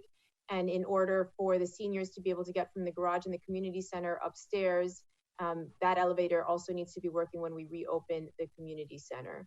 So that high level, that's kind of where we're at. There's definitely some room for improvement here, but I think we need to move forward with these repairs so that we can, reopen. We also have a representative from ThyssenKrupp to answer. I know there were some technical questions that came up in the briefings. I didn't know enough about elevators offhand to be able to answer them. So we have a representative here who can answer any technical questions about the elevators, their condition, and how this has happened. Michael. Question, Councilmember London? Normally you have a maintenance agreement, and this is where the elevator companies make all their money. And I'm sure we had one with Schindler, since they're Schindler elevators. They also usually now have proprietary parts in their, in their circuit boards, etc., versus the old relays they used to have. It used to be just a whole bunch of relays, and anybody could come in and fix anybody else's elevator. But now they have a lot of proprietary parts. An elevator repairman, he now comes with a laptop and analyzes this thing and fixes it accordingly. So my first question is, why are we going to somebody else? We had a maintenance contract with Schindler. How did it get to this position?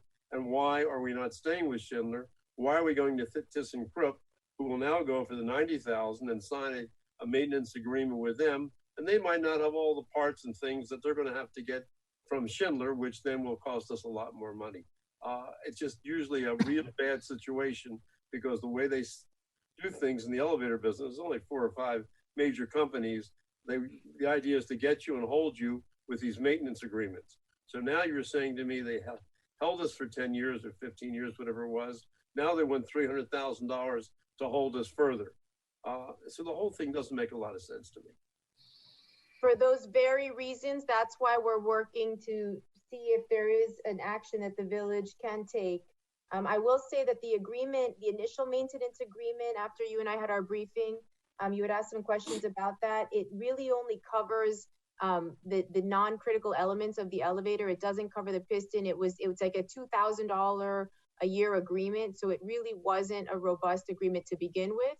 And it also did not go through legal review at the time. So, legal didn't have the opportunity either to kind of chime in. But I think the original agreement didn't offer enough protection for the village. You answered my question, which is great. So my next question is then, ThyssenKrupp, what kind of a maintenance agreement you're going to give them $90,000 up front? Then what kind of maintenance agreement you have going forward with them? Sure. So good evening, everyone, and good evening, Ed. I really appreciate your knowledge towards elevators and relay logic systems. I've had too much experience with you guys. Oh Lord. Well, not all good, by the way. I hope all well, but at the very least, so Schindler is your original manufacturer. ThyssenKrupp as a company, we've remanufactured and re-engineered all of their equipment along with everyone else to be able to maintain them as if we were, let's say, OEM, which is the original manufacturer. When we first started the agreement, they had the building in the village and the community center had one elevator shut down. In a particular situation, in that moment, Schindler was requesting $30,000 as far as the work to fix it. And we were saying that it was really truly cost $20,000. When we proceeded to continue to look at the work, if we found that even Schindler was not necessarily recommending the best solution, given that that elevator has been severely rusted with issues of water, particularly with that elevator, the garage, as it goes down into the basement, it's likelihood that has had many issues with water intrusion. And so much so that where it breaks the elevator seals.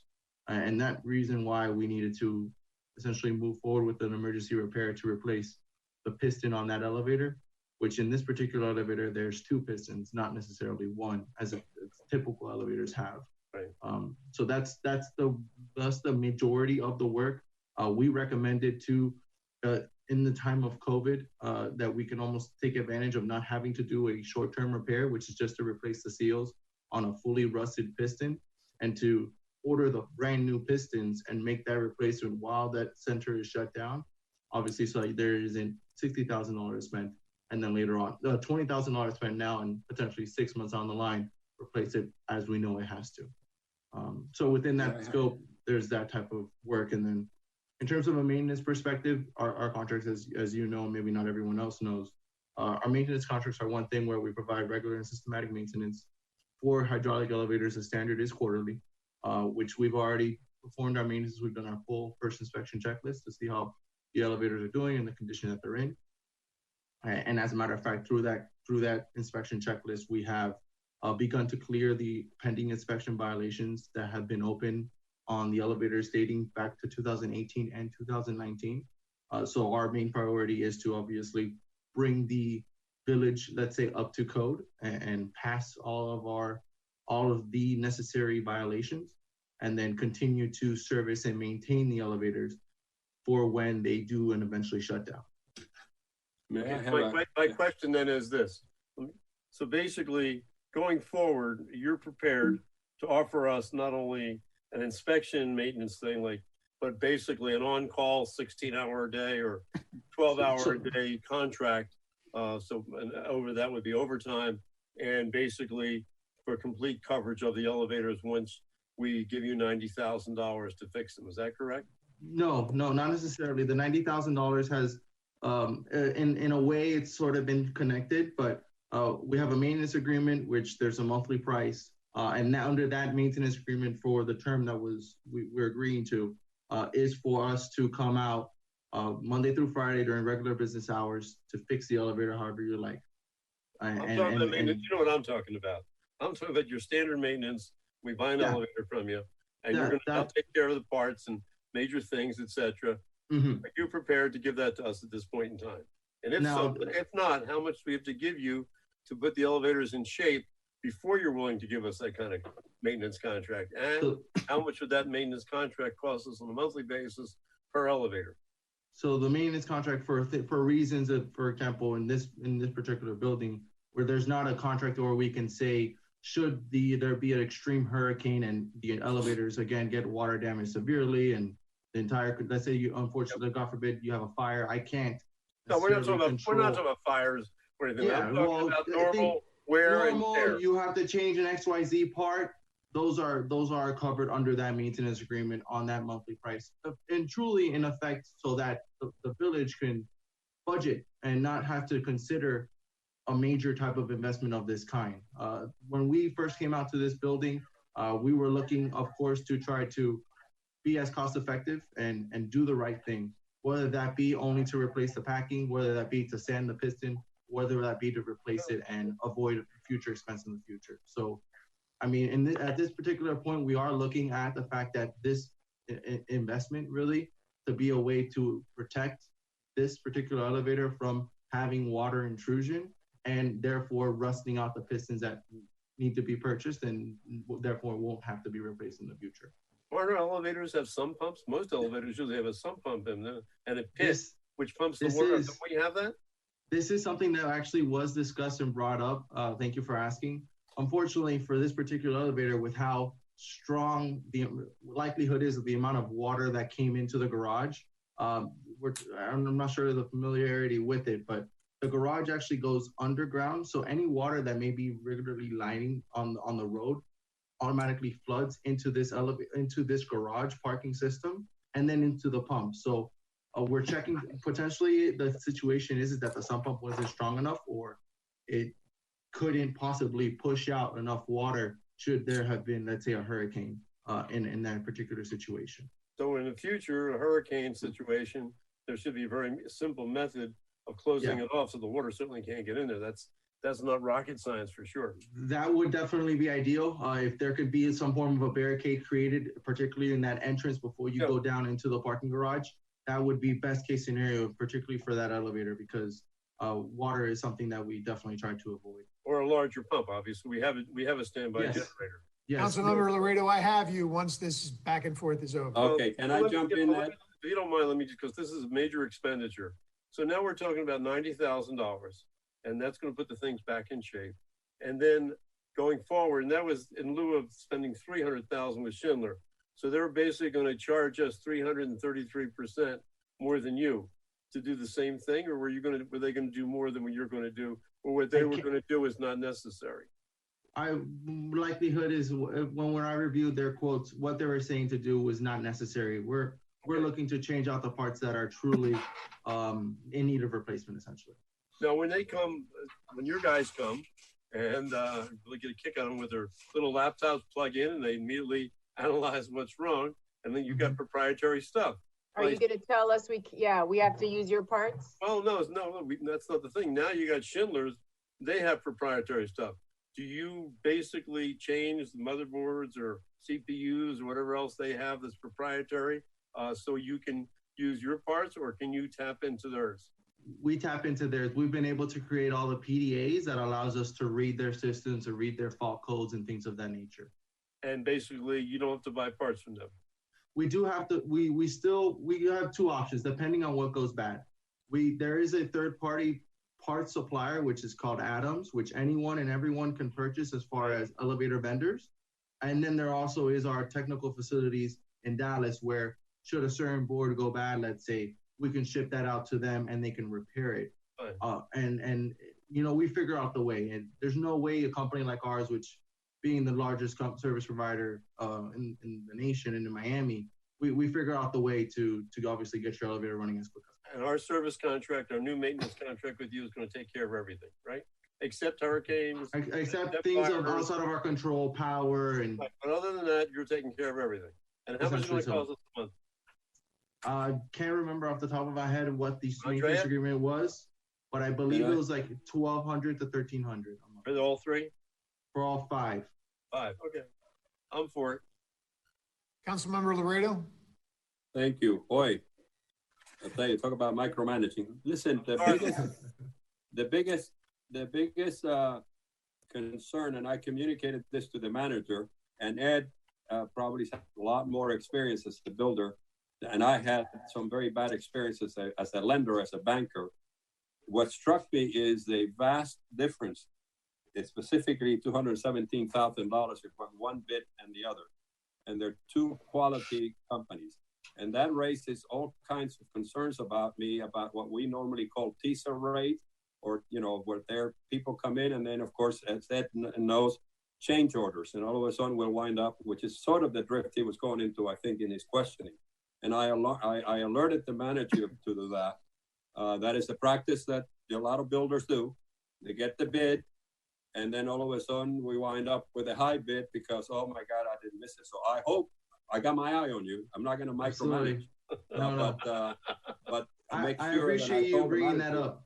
And we need to do that because this is a practice that I had some very bad experiences with. So having said that, the record, that's all. I'm prepared to vote on this so that we can move on to the other issues. If I may, Mr. Laredo, but my goal was to not sell or provide. I understand. I just wanted to hear it from me because that's just the way I am. Okay, thank you. And also, Brandon, can you share with the council, with this investment, what is the useful life of these elevators going to be? So your pistons, as long as when we finish performing the waterproofing work, the pistons and what we bring replaced, especially if, as Ed's point, we blockade that water, those pistons should last for indefinitely. There's no reason why it shouldn't be bad as a mechanical equipment. If anything, you may have to replace the seal, which is something that is just a wear and tear item, but they should be indefinitely. Madam Manager, are you prepared, as it sort of ties into the overtime? You're going to keep an eye on this? Yes, sir. Right? Yes, sir. And if I may, to say that there was poor management of COVID, I think is a disservice to the entire staff who who really put a lot in. So I respectfully disagree to Well, I poor management. respectfully, I've had a lot of very good staff and a lot of good developers and a lot of good bankers, and this happens. So it's your duty on our behalf to make sure it doesn't happen again. That's all I'm saying. Okay. You know, that's part of the job description. We shouldn't be micromanaging. It is a practice that happens in this business. Let's don't be victims of it. Use the experience that each of us 7 have to your benefit to make you a better manager. All right, so we have a motion on the table. Do we have a second? Yes. All right. On the floor, Mayor Davey will be right back on camera. A minute. Yeah, he had to take a break. Call the question. Motion is by Councilmember McCormick. It was seconded by Mayor Davey, and we can. Motion is by Councilmember Laredo's, who I have. Yes, I move it. And seconded by Councilmember London. Correct? Yep. Who cares? I care, Ed. Oh, Katie. We can go ahead and vote. All right, the mayor is back. All right, Councilmember Petros? Yes. Councilmember Signorella? Yes. Mayor Davey? Yes. Councilmember Laredo? Yes. Councilmember London? Yes. Councilmember McCormick? Yes. Vice Mayor Moss? Yes. Motion carries. All right, and the next item, Mr. Mayor, is reports and recommendations. Right. Okay. A discussion on village financial oversight. Vice Mayor Moss, lead us I off. wanted to bring this back up because we spoke about this earlier. I don't know if Ed just dropped off the meeting or not. I don't see him. Oh, there you are, Ed. You're up there. You guys moved around a little bit. So Ed, you brought this up, and I thought that was a very good topic. I want to thank you for bringing up the CFO idea, and I think that we should have further discussion on putting together what I see should be and I know that Councilmember London, you may have something on there too, and we could, if you're okay, we could combine yours or keep it separate. It's Councilmember Laredo has an item about appointment of a council finance committee, if you want to have that. Yeah, we can combine them, Mayor, if you want. Yeah, let's do that. So let's combine it. So, I know Councilmember London, you may have already been talking to 2 people from the financial advisors that we were kind of talking about earlier to work with the manager. They seem like they could be excellent people for an oversight committee or an oversight board. But the way, and I kind of want to see what you have discussed with the manager and those 2 individuals. But I see it as that if we could find and tap into excellent resources, people who have far higher levels than we do in finance to help us and help our manager in giving advice and helping us through what I believe is sometimes difficult, which is our budgeting, overlooking it, giving us advice in that area as well. I think this could be a great investment that we can put into our community. So that's where I stand on it. And I think we should have a little discussion and maybe make a definitive direction of what we want to do from here. Michael? Yeah, go ahead, Councilmember London. Yeah, the 2 people I've talked to, and they've talked to Andrea, I think more than once, and to Benjamin. I don't know who else they've communicated with. And she is, correct me if I'm wrong, Andrea, but she's very, very happy to have them involved to be advisors. I don't think we should have a formal committee that we're getting to government in the sunshine and all those other things. They can't talk to each other or anything else. I think it should be as informal as possible to avoid any government in the sunshine type things between them. The experience is tremendous. Like I say, we couldn't afford to buy any kind of talent like this if we're going to pay for it. They're more than happy to be involved in the oversight, financial oversights, and also as far as the financial advisory. So basically working on the budgeting and doing it else. They're very enthusiastic, and they're both doing it because they just love Key Biscayne and they want to see this be the best place, which is the best place, but even be better. So I really would suggest that we do it like that as an informal type thing. They work with the manager. They work on all the items that we need to be done as far as financing, if we're going to do a bond issue, as far as oversight, financial oversight. And the manager is more than willing, cooperate with them and get these things done. So that's where I'm coming from. I'm for it 100%, and I think the manager is also. And I think it's a great, great advantage to the village at no cost. Muted. I got cut off. I think that's basically what I'm suggesting. Yes, so that's it. Yeah, Councilmember Laredo, and then. Thank you. I echo 100% what Ed London said. And we now have 9 boards. And I don't know that we need a 10 board, and I think it's much more efficient the way that is informal. And I know there's a lot of progress that have been done. And let me tell you, these people need to be recognized by name because they are outstanding citizens that have an incredible background and that they're willing, for the love of the key, did this for free. And I applaud that. And I think we should keep it informal for now. I think this is a more efficient way. That would be my motion if there is a thing. But I think it's a great idea. Councilmember Petros? And you want me to talk about mine or no? Oh, let's go through this and then we'll get back to yours. Councilmember Petros? Okay, I would like for my clarification to know exactly how this structure is going to work and how you see it functioning, Madam Manager. And I think it's a great idea. I just want to understand how this integrates with what you're doing so far. I had one other point, but I forgot it, so I'll come back. Sure. So we did have a kickoff meeting with Mr. Easton and Mr. Jasberg. We prepared, Benjamin and I, our financial CFO and I prepared an agenda of items that we wanted to run by our volunteer advisors. We had a very good discussion. They are brilliant businessmen, and I think they're both bringing unique perspectives, which was very helpful. There was a good debate going on many of the issues that we brought forward. I do think it's a good question, Councilmember Petros, about how this is going to work and what the scope of the purview will be. Councilmember London and I spoke yesterday afternoon, and I was advised that perhaps Mr. Easton or Mr. Jasberg might be reaching out to some staff members.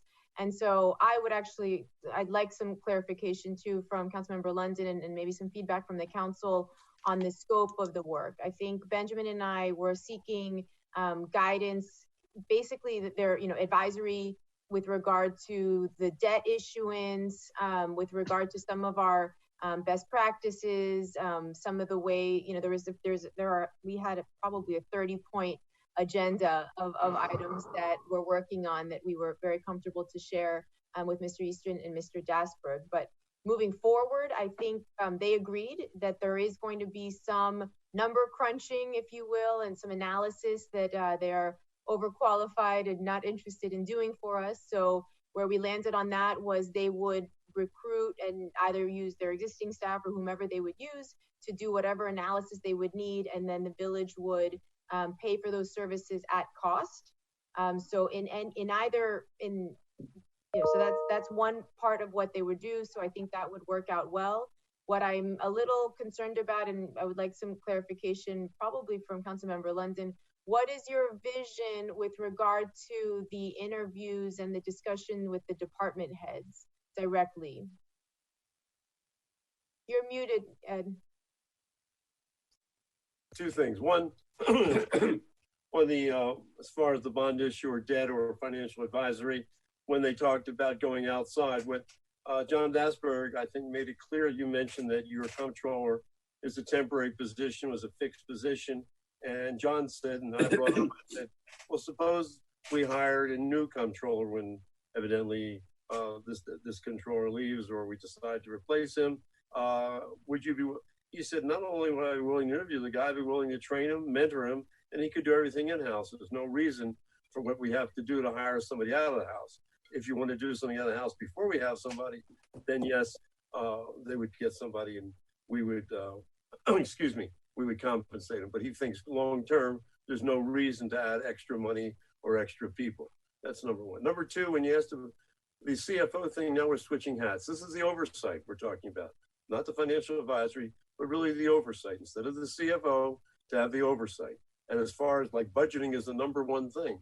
So basically, if they're going to have some kind of oversight, they could be involved in budgeting, which means they have to talk to to you and all your department directors to go over all the budgets of each individual unit, make sure that everything before it's presented to us, they give us the seal of approval or tell us why they disagree with it. So that's where I'm coming from. And that's in lieu of us going ahead. I mean, each year I go with each one of the department directors, but I really don't want to do that. And I don't think, as Luis would say, that's my role to do that. So this would replace that, and we'd have better people doing it who are unbiased and who only want the best for the village and have a lot more experience than all of us put together. Okay, I just want to be clear on the one point. They would be basically advising us. They wouldn't be trying to tell the manager what to do.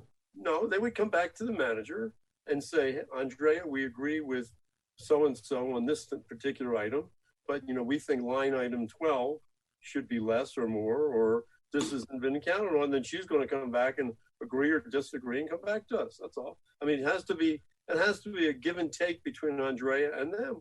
But how is it? I'm just, and walk me through this, because I have no issue with the oversight. People kind of being our eyes and ears, advising us on the budget, on the month to month, on the different issues. But how is that not micromanaging if they're going over and let's say the base budget? The base budget. In other words, the base budget. She's going to present a base budget to us in whenever it's July, right, September, August. Before that happens, okay, the idea is for them to be reviewing with her the various department directors thing and advising her what they agree with and what they disagree with. That's all. They say, hey, these things here we don't think they're necessary, or you got to spend more money here, or whatever else. You don't want that kind of information. You don't want that kind of advice. Why not? I guess my concern is I have no problem with them looking at it and coming back to us individually and saying, this is why I think this should be this way. And this. You want them to come back to us before they come back to her and criticize yes, her? I think. I would rather have them work with her and they come back on, yeah, but I'm with them, then they'll have a discussion at that point in time. But, after they look at it and they come to her and with their experience, she might say, yeah, I agree with you. Or I still disagree with you. If they disagree with you, then it's up to us to make a decision. I don't know. I feel like them coming to us is one thing, them going and telling the manager is another. Councilmember telling her, just giving them their opinion. They're not telling her what to do, giving the opinion, that's all. Councilmember Laredo. Thank you. In my struggles with fighting against consultants, I always said that this community is full of incredibly talented people who donate their time efficiently, who, if they hear this debate, they may not volunteer anymore. We have 2 A+ people internationally saying, I'm going to help you guys. They have no interest in micromanaging, have no interest in getting involved in politics. If I managed, I would be ecstatic and I would be on my own, reaching out to citizens. It shouldn't even have gone through us. And thanks to Ed, it's become a reality. And yet, if they organize themselves as a consulting group, we would have no problems, and the manager would not have problems. So we're about to degrade or destroy, or I don't know what, this great step, I think, which is to give us some advice to the manager and us. They don't have to be caught up in any of the politics. And I think we should let that go. I understand that the first meetings were very positive and they should be informal. And that's my view. And where I think we have a responsibility, and over a year ago, we organized the boards and separated the boards from the committees. And there was, myself and others felt that all legislators, and we are a legislative body, we are legislative committees. Members become active, their own extra time, and which are and it's upon the mayor to appoint those, particularly finance committee. I'm interested as an individual councilman and working more time on finance. And we haven't had that appointment. I would like to suggest that you consider making those appointments. The 3 people you may suggest, subject to approval of the council, that are already in here, are elected, and would like to contribute their experience beyond just the regular meetings with the manager, and there can be sunshine meetings or all that kind of stuff to be handled.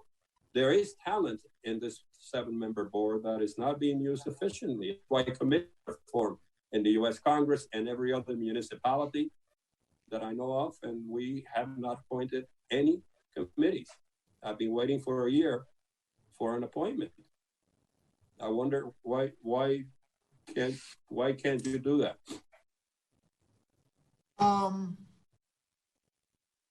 Well, I think we have to have a conversation about this. I'm not sure I am in favor of a finance committee of council members, of a subcommittee of council members dealing with the finances and not all 7 of us at the table at once. They're not mutually exclusive, Michael.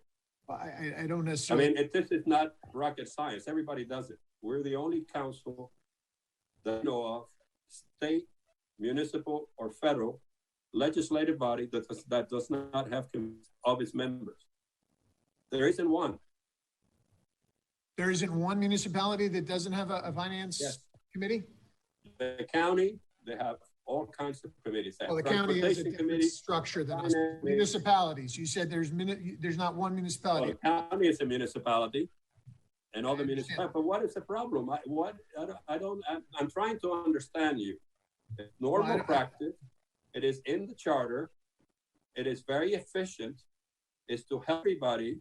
It's not anybody hiding anything or anything like that. It's so normal that I have a hard time understanding the hesitancy. And it's been about a year when I first brought this up. You did bring it up. I don't know. Have we had a vote to approve this? Well, I'll make a motion. Now is not the appropriate time to have. The record that if you're suggesting, no, sir. What you're suggesting is I am to make some appointments, but I don't believe we've actually had a vote to create that board or committee or whatever we're going to talk about. No, correct. So I think that's the first step. If you want to have a discussion on that, we suggested at the time, and I believe, correct me if I'm wrong, that Ed London made an expression of interest. I believe Petros made an interest. A statement that we would be willing to be appointed to that committee.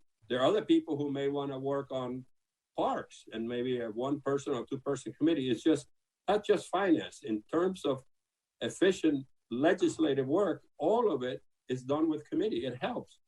It helps a lot. And so finance obviously is a big part of our. But procedurally speaking, and we're all about process here, we have not formed a council finance committee. Of course, it's up to you. It's in the charter. If not, I don't form committees. I appoint to committees, but I don't form committees. Chad, is that correct? Chad? We passed a resolution, and I'm trying to pull it up right now, which set forth the procedures in which we set up these committees of council. The charter provides that the mayor names committees of council. And that process is that the mayor would name those individuals. The actual procedure, though, I want to pull up the resolution, so I'm actually doing that while we speak, if you give me a second. Because all boards and committees we have to bring up as ordinance. Correct. No, boards are created by ordinance, correct. But remember, that's advisory boards. We're talking about committees of council, which is different. So you just give me okay. 1 second. Councilmember Cigarelli, I saw you raising your hand. Go ahead. Yeah, 2 things. I am not for committees of council members. The problem with that is I have the same objection I had last year when this was discussed. When you create a committee of council members, it'll be 3 people. You're 1 vote shy of a majority. So you can basically have a situation where de facto decisions are being made at, of course, all meetings will be sunshine, but they won't be made they'll be made almost by a majority at non-council meetings. I think that could very easily get away from everyone. So I am not for that. That's my main objection to that. I do like Ed's suggestion of this informal advisory roles by certain residents, especially ones that are as qualified as the ones that have come forward and volunteered. My question is, I guess, going back to what Katie brought up, I would like there to be a system where the council is informed on a regular basis of what questions are put to these advisors and what answers they are given, so we can keep track of the financial advice.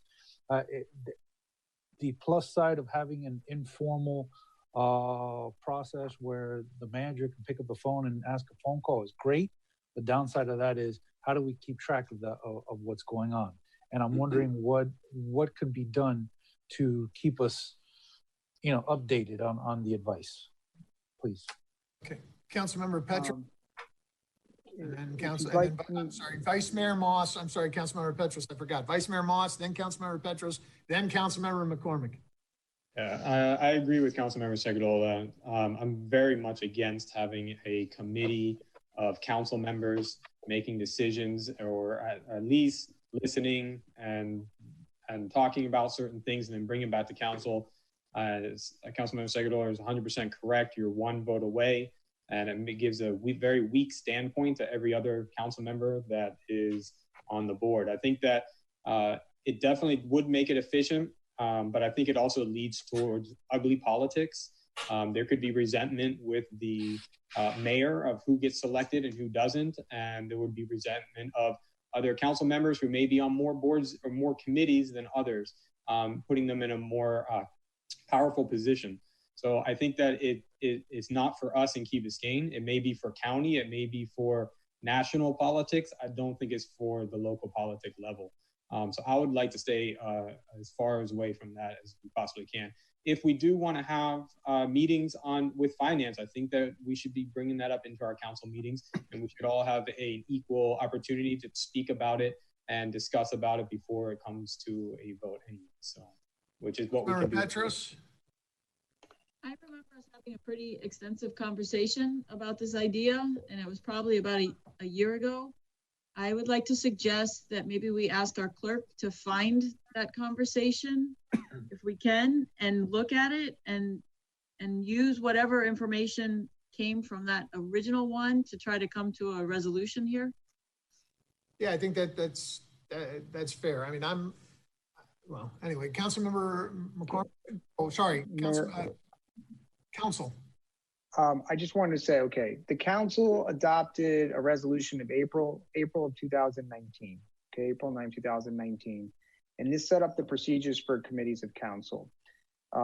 This was consistent with the charter, and the mayor names the committees of council as he or she deems advisable.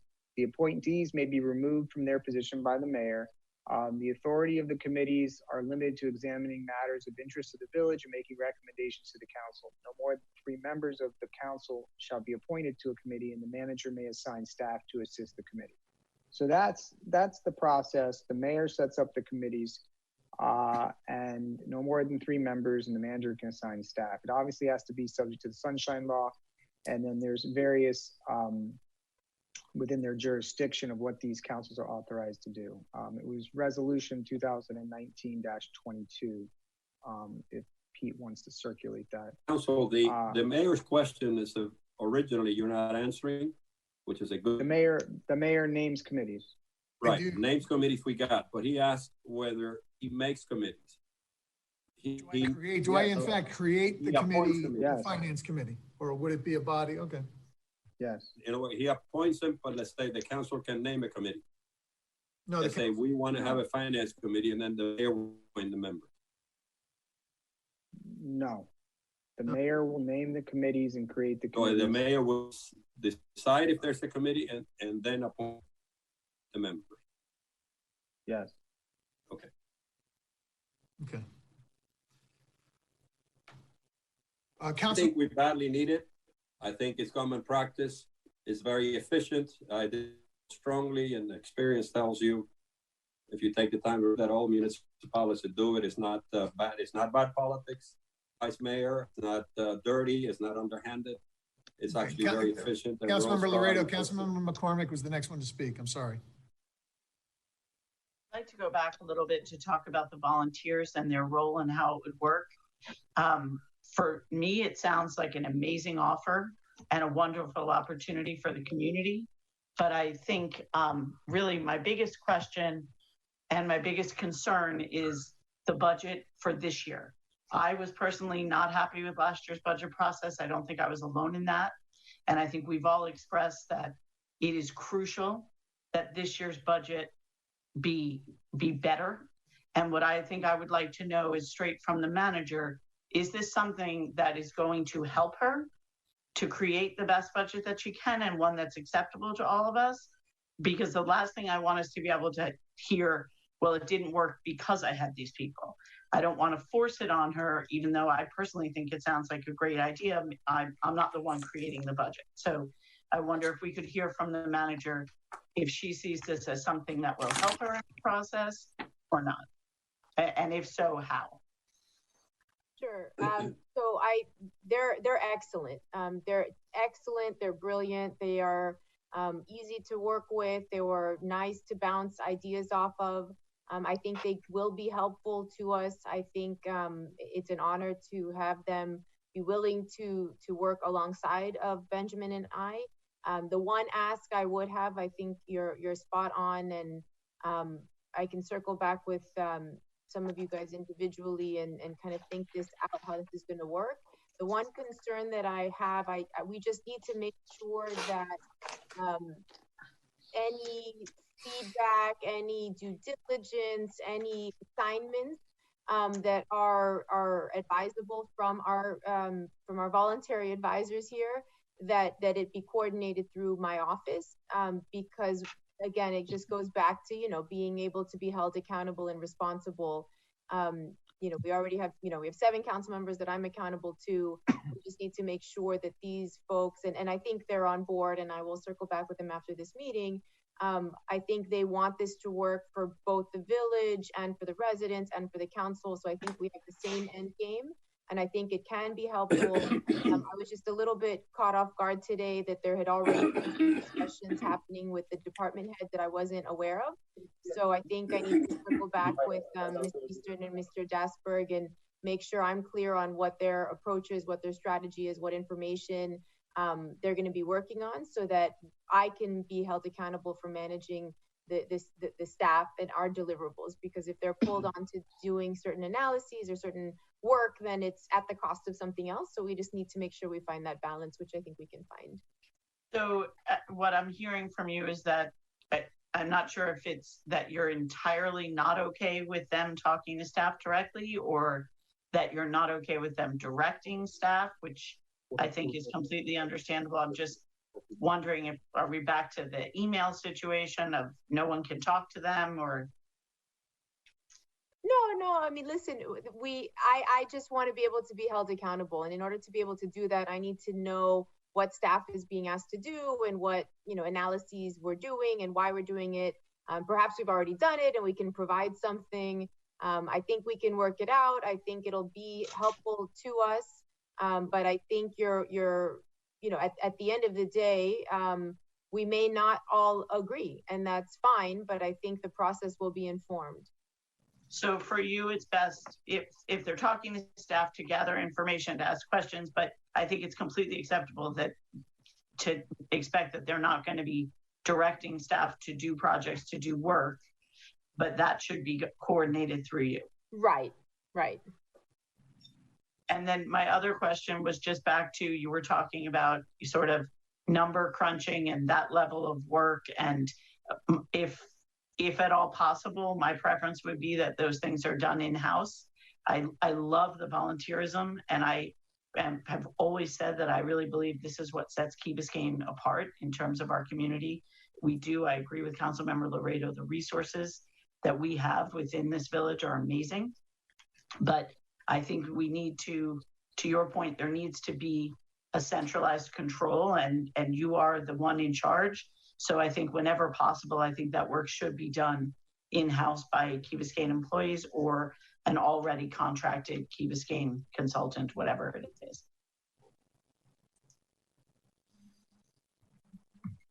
Councilmember London? You're muted. Ed? Oh, I'm unmuted now. Dogs aren't barking. I got them out of the room. Everything's fine. It sounded well. You should do that. Anyway, they're going to work with Andrea, through Andrea. If anybody's guilty of anything, it's me, because I called Andrea, I guess, too late after I discussed with them about her talking to the department directors they like to talk to. Basically, normally, and again, I can't speak for them, but normally when you go look at a budget, when you're coming in from the outside, the first thing you go down is the base zero or zero-based budgeting. And they go with the department director and say, okay, what's your mission? How do you accomplish it? What do you need to do? How much does it cost? And I think that's what our department directors do anyway. So I don't think it's anything really out of the ordinary. And that's what I think they will basically be doing, and be doing it quickly, because we have our budget meeting, I think, in June 16th. So between Andrea and the department directors, they all want to come together and agree to, this is a budget they want to present to us. And if that's not the case, Andrea, please speak up. Yeah, I think that's exactly it. We just got a little caught off guard, you know, some calls out today, and my fault for delaying my phone call to you, because they called me ahead of time and I didn't call you when it was almost too late. Anyway, I take full responsibility. Thank you, sir. I appreciate that. Mayor, on my item 8.3. Well, we're going to 8.2. Oh no, Okay. 8.3. I'm sorry, 8.3. Yes, on 8.3. I would like to make a motion requesting, motion of the council, requesting that the mayor create and appoint a finance committee of the council. I don't think that's our prerogative, according to Chad. No, but we can give him a sense of the council. Oh, okay, I got you. So we're suggesting, not ordering. Yeah, so no, not ordering, no. The sense of the council that he appoint the finance committee and its members. Can I Moving speak back. real quick? Certainly, Councilmember Petros. Councilmember Laredo, would you be willing to defer that idea until we go and look at our discussion from a year ago that brought forth that resolution that gave him that power? Because I don't remember why we made that decision, but we obviously had a good reason. And I'd like to go back and look at that before I vote on your motion. Did we give the power to Mike, or he always had the power by charter? No. This, He has the power to appoint and create. The city attorney, the village had just clarified the mayor's question, which is a good one, that is kind of vague on the village, that he not only appoints, but he creates the committees. We cannot. So the only way as a councilman, all of us, is to pass a friendly resolution or sense to the council saying that we believe that he should consider appointing a finance committee and its members. That's all I'm trying to accomplish.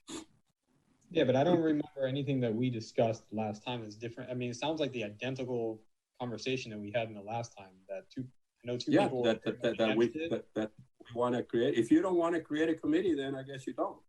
I believe it's very efficient. Yeah, no, I know where my vote will go. I'm just wondering what's the difference. Help everybody, the manager, to make this move forward. And people who want to serve on that would serve on that, and people who would like to serve on other types of subjects. It's I think an efficient way of running a municipal government.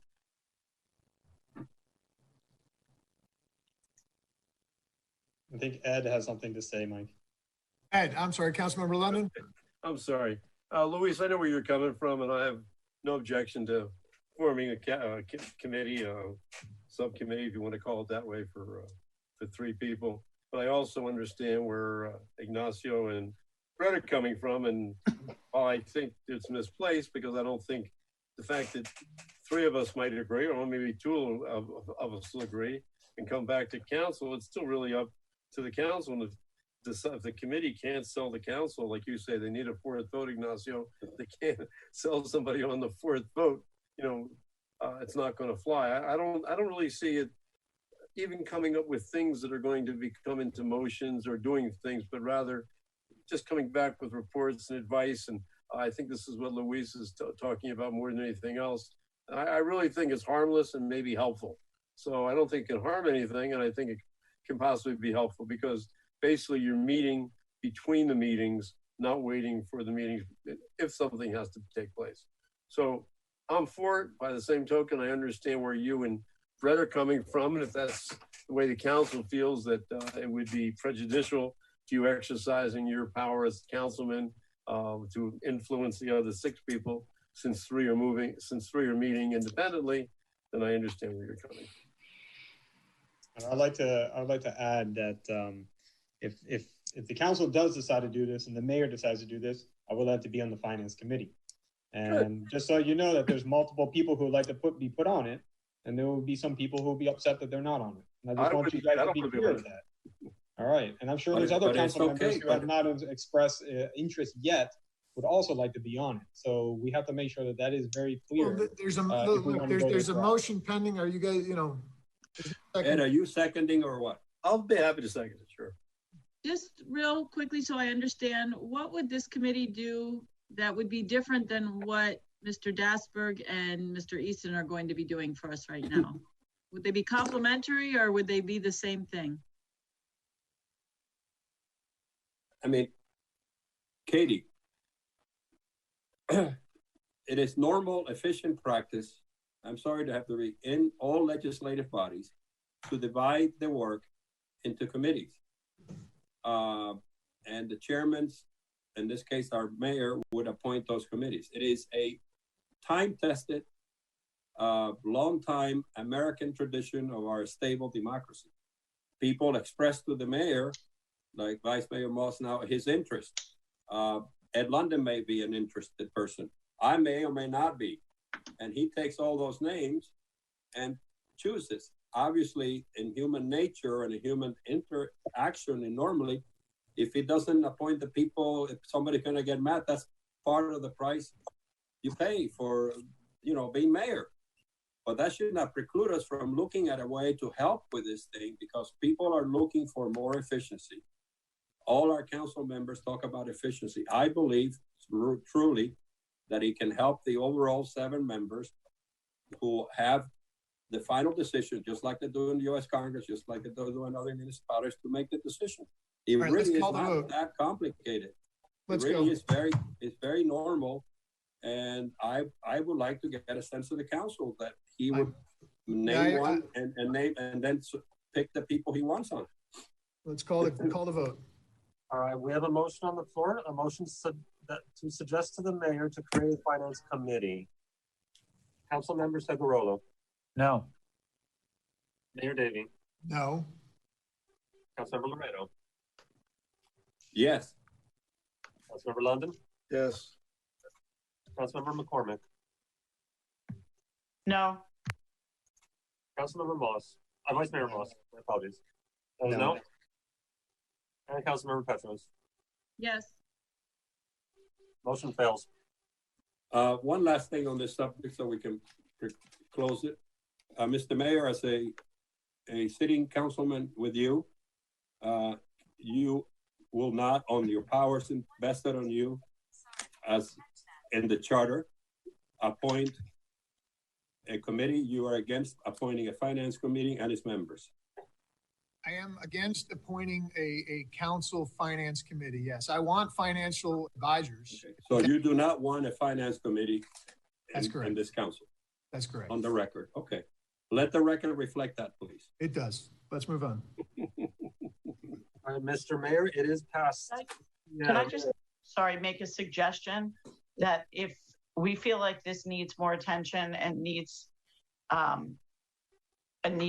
more council focus, if perhaps we could talk about at some point, maybe when either add it as a discussion item for this meeting or at our next meeting, about the possibility of resuming 2 meetings a month and maybe at one of them adding a finance section to the meeting so that it's a recurring item that is getting the attention it needs and deserves.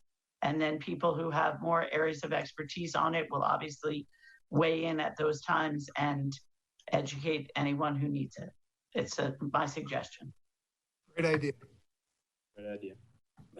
Just so that you know, Ms. McCormick, we, as the council, our legal counsel has pointed out, this issue was discussed at length exactly a year and a month ago, 13 months, and nothing has happened. April 2019.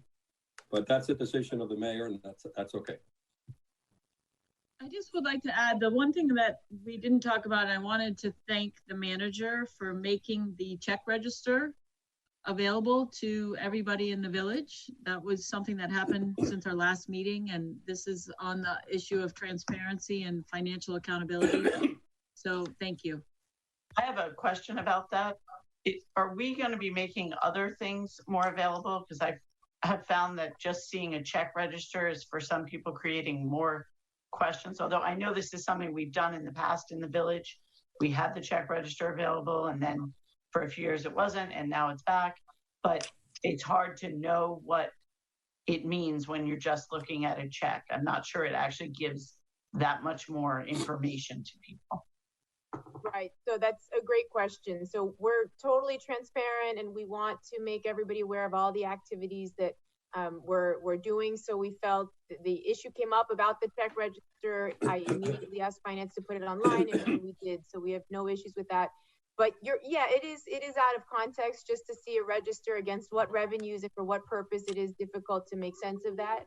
So our long-term vision with the new financial system, once it's fully implemented, we'll be able to have real-time reporting. So you'll be able to get on the website, you'll be able to drill down in the transparency module of the financial system, you'll be able to see fund balances, you'll be able to check on vendors, status of payments. So everything that we can process and that we will process through our enterprise financial system will be totally accessible and available to the public. And if anybody has any questions or concerns about the material presented, either myself or somebody from the finance staff would happily sit down with anybody to walk them through any questions that do come up.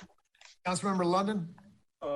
Andrea, so I understand that everything, all financial records, which I guess are public anyway, since they're public records, will be put on your enterprise system, and then anybody will be able to tap into that to get that. Is that correct?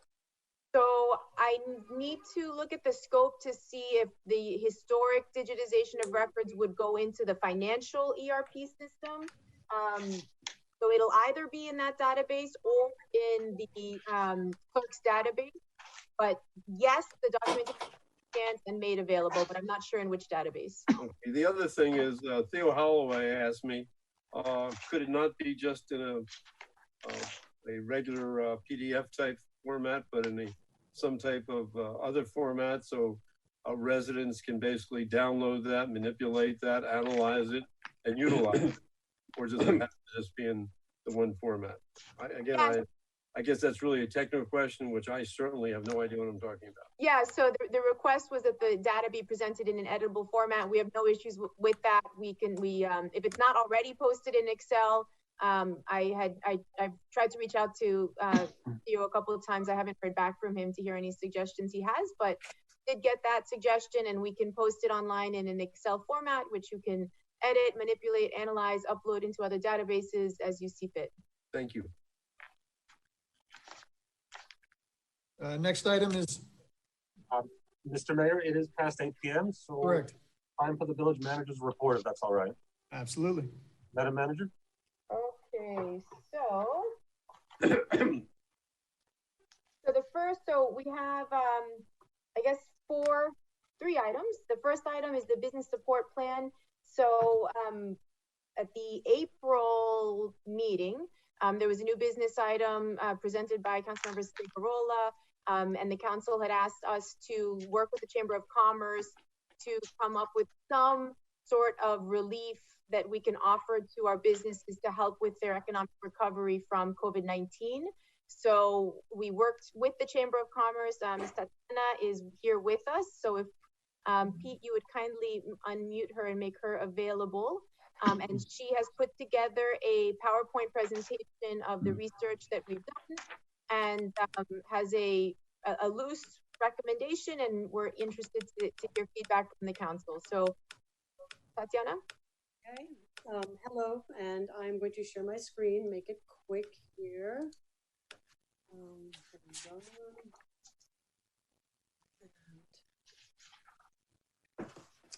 So let's see.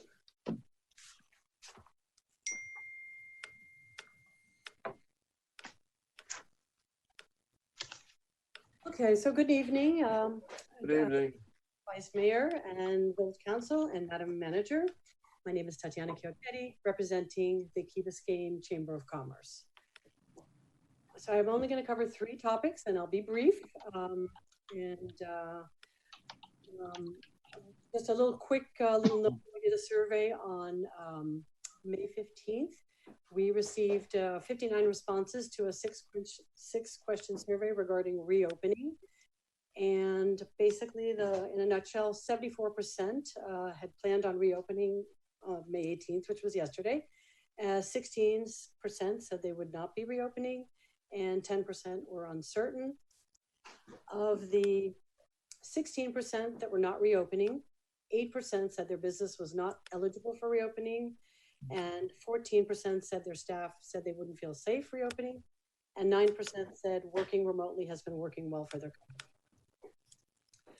Of the 16% that were uncertain, the responses were split evenly between not having decided if they feel comfortable reopening, not sure they'll get enough business to cover the cost of staffing, and not sure if the order allows them to reopen. The steps taken to ensure safety were multiple, from limiting the amount of customers allowed in the store at once, requiring masks, enhancing cleaning and disinfecting, social distancing, and installing physical barriers such as plexiglass separations. The bulk of the work environments were described as open plan office with few walls and retail and consumer interaction. And finally, in terms of industry, the majority of responses fell into the other category, followed by real estate, restaurant, and retail. So following the request from the council, the last council meeting, Andrea and I worked together to provide examples of four other municipalities that were offering financial assistance to local business. So the first one is from Miramar, Florida. And the Miramar City Commission approved the use of $1 million from the Economic Development Fund to assist Miramar small businesses. And a week later, the city of Miramar then launched a COVID-19 economic stimulus grant program. And the funding, which was up to $10,000 per business with 10 or fewer employees, was used to cover rent and utility expenses for up to 90 days in the periods of April through June. And the payments were going to be made directly to the vendor, not to the applicant. Another example that we found was Rowlett, Texas.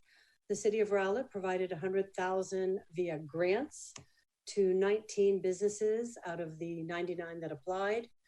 The city pulled the $100,000 from their Economic Development Incentive Fund, which came from liquor sales tax. The applicants are eligible for $5,000 in lease or commercial mortgage payments. And the applicants maybe also be eligible for payroll assistance up to $500 per full-time equivalent employee as of April 1st, 2020, and to a maximum of $10K per applicant. The payments were made out to be made out to the landlord, and for payroll made out to the businesses. Miami Shores, Village of Miami Shores, they agreed to provide a refund to the Second Avenue Downtown Business District building owners by giving a rebate to the annual sewer maintenance fee. So basically, it averages out to about $3,000 per year in tax year 20 and 21 and 20 and 22. And as long as they pass the savings of their tenants onto their, the savings onto their tenants within 90 days. So half of this thing, hold on, I gotta close this because there you go. The village also will refund the amount that they paid for their portion of the sewer system if their tenants provided the village with written confirmation that they did in fact receive a rent credit and a dollar amount. The sewer fund totals about $175,000 for the year, and the village's general fund will be affected by that amount if all the reimbursements were to be made. And the program was strictly voluntary. The village is not getting in the middle of how the rent credit would be divided among the tenants. and can be split equally or to one tenant or to a portion of the tenants.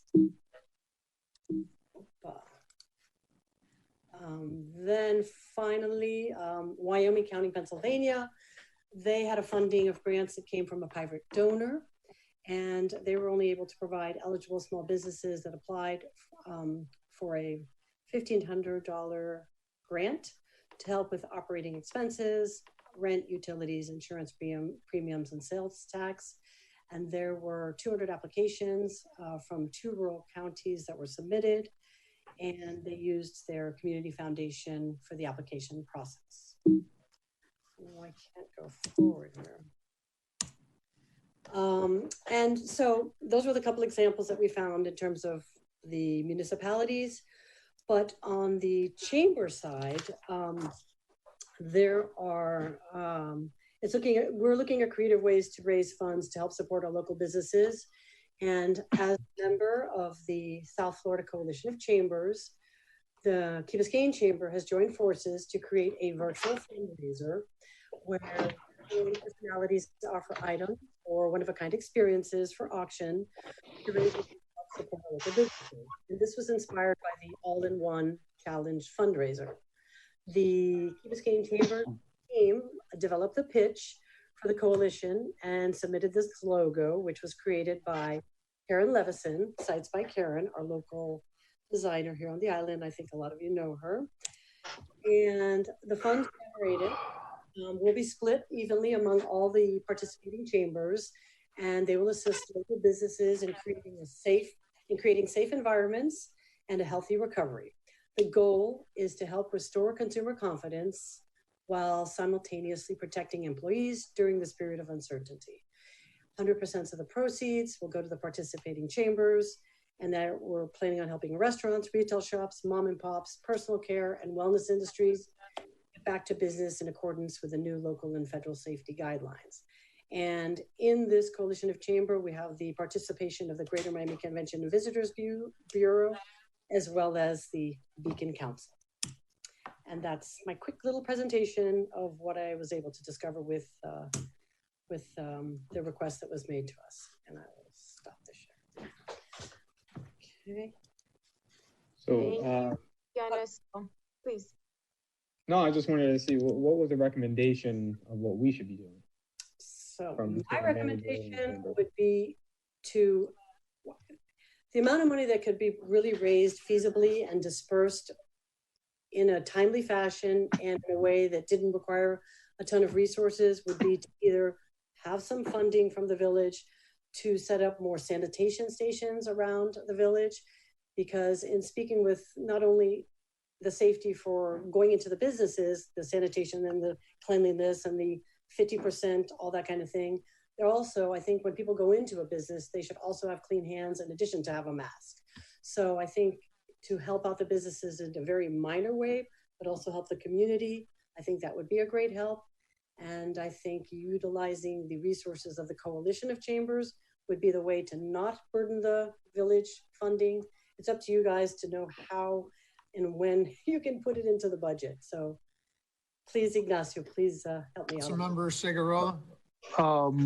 Well, since today I had a good meeting with Tatiana and Andrea to answer a few questions. The manager has assured me that there are funds available in reserve funds that we can earmark for some sort of loans or assistance to local businesses. But the problem seems to be, the bottleneck is how to process the application for those loans. That's the real world problem. Who's going to do it? How much is it going to cost? And how long will it take? Because if we don't have the system in place to get that money out, and then later on, the reality is, in an ideal world, we'd lend money to businesses and they would repay it at a very low to next to no interest rate, and they would survive and everything would be great. But the reality is you need the infrastructure and the administration to process the application for these loans, giving out the money, then collecting it later on. And then you have issues where if people receive the loans, but then go ahead and go out of business, how are you going to recollect that money? I would love to go down that route, but that seems to, I'm open for suggestions on how to do that. The more short-term, feasible, immediate goal would appear to be, as Tatiana suggested, we can try to nurture our village economic engine by doing things to make it easier for businesses to pick up and go.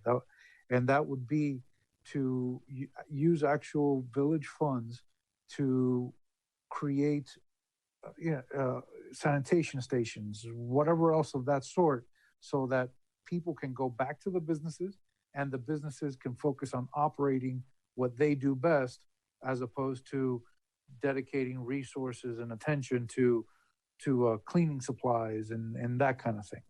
But I'm open to suggestions. I would like to do something. I'd like to do something as quickly as possible. You guys tell me.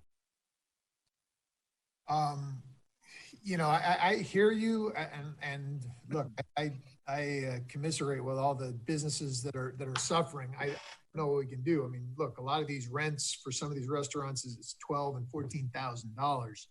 I don't know how we can actually spend that money unless we have a decent idea of how we're going to get it back, because we are dealing with taxpayers' money. One thing I thought of, and I brought it up before, was maybe we could suspend the BTRs, the business tax receipts, this year for local businesses. It's something we've talked about in the past. So that may be, it's not much, it's a drop in the bucket, but it's something. I don't know what else we can do as the, in terms of, other than to continue, there are going to be mechanisms by which the federal and state government will be providing aid to businesses, and we should certainly be continuing to look at those and see how we can get support for our local business. Vice Mayor? One thing that we could look at, if rent is what the biggest issue is, I think we could look at the property owners and see what we can do on the property tax side on what they may owe us. If there could be some type of deferral and recovery of that, because it would be a property involved. There's no business going out, which could ease the ability for them to accept less rent right now until they can get it back. I mean, if I was a business, and Chad might be able to correct me if I'm wrong, but my understanding is it's illegal to evict anybody, but I'm not sure if that's just for housing or if that's also with businesses at this time. But if I was a business and I was having a hard time paying the rent, I would get into a deep discussion with my landlord at this moment to come up with some type of deal to either pay back later, because everybody knows what's happening and there are no other people to fill the spaces at this moment. And maybe we can look at the landlord side and see what we can do to help them in order to help their customers. And that might be an easier way to figure out some relief for some of the people. Some landlords are more flexible than others. So some have had positive relations with the landlord. But they're in a position with not much choice right now. That's Councilmember London? Basically, are there, and I guess this is to Tatiana, are there companies, businesses at this point in time without a cash infusion that are not going to open up? That's my first question. The ones that are able to open are opening up, but there are some that it's more cost effective to stay closed with all the restrictions that they currently have. And now there was a discussion that we had today with the Square. We had a Zoom meeting. Some of the outdoor seating, the extension of the outdoor seating that Andrea mentioned earlier, that maybe will ease some of those permitting requirements that could simplify those kind of restaurants. There's so many, everybody is in a different situation. But my question is real simple. If they don't, are there businesses today that do not receive a loan from us or some other source that will not reopen, but if they do get a loan from us or some others, will reopen? And if they were going to reopen, I mean, were they profitable before? In other words, there's many businesses that might not be making any money even before this COVID thing took place. And are we just basically helping them have more misery till they eventually close? Well, that was one of the things that I would suggest if we were going to go that route, to maybe they could provide their merchant statements from 2019 April 2019 versus May 2020. I mean, April 2020, see what they've really lost in that period of month to compare. I agree with you on that respect. There are some like that. So my question is, are there companies that you know of, because you know all these people and talk to all these people, Yeah. Are there people today, my question is real simple, if we don't lend them money, or someone else doesn't come forward, that they're not going to reopen? If we did give them money, they will reopen. Depends on what you give them. That's the thing. I think what they're really needing is more than maybe they. Yes, I do think I haven't spoken to everybody, but for instance, there's one Mood Life Club. They've closed. I mentioned that last time. And they're a small fitness studio, and they're concerned about the reopening of the fitness industry in a smaller studio. Then, for instance, Formanetta is a flower shop in the Esplanade Mall. They will not be renewing. I mean, yeah, with an infusion of money, yes, they would welcome it. No, but with the infusion of money, keep them in business until they go out of business naturally. Some yes, some no. Some yes, some no. Yeah. I mean, I think they would like to be able to stay in business. Pretty boutique. You know, Councilmember Laredo. Councilmember Laredo, you're muted. You have to unmute yourself.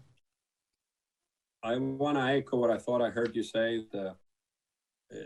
Have our heart in the right place, but we don't have the means, financial means. We're a very small community with a very small budget, nor the quality of underwriting, because this is going to be loans. We already are overburdened. There's a lot of other, substantial help out there in the federal government, county oil. I think this is not a place for us. The idea that Segurola and you proposed about helping with sanitation seems to be at least an effort that is community-wide. Exactly. We should not be a business of bailing out companies that we're going to criticize. So along those lines, my question to you, Tatiana, is of the contribution, which is substantial, that we gave you, do you have for the you also, as we talk about adaptability, and you heard the meeting today, you have some funds that we provided you, I guess it's 80 something or $90,000. Do you have any of that money that you can reshuffle from normal programs to this emergency? That would have to be already a contribution we already have made. We can provide some of that funding. Yes, we do have an emergency renaissance fund. We could perhaps use that. But on the chamber side, we didn't have our fundraiser this year. We have not invoiced for 2 months. So we are also a business that is no longer getting any revenue. So it's a matter of, yes, we can part with some of the money, and some of the money that you give us is also provided for staffing. So, we'll have to. You can find some money?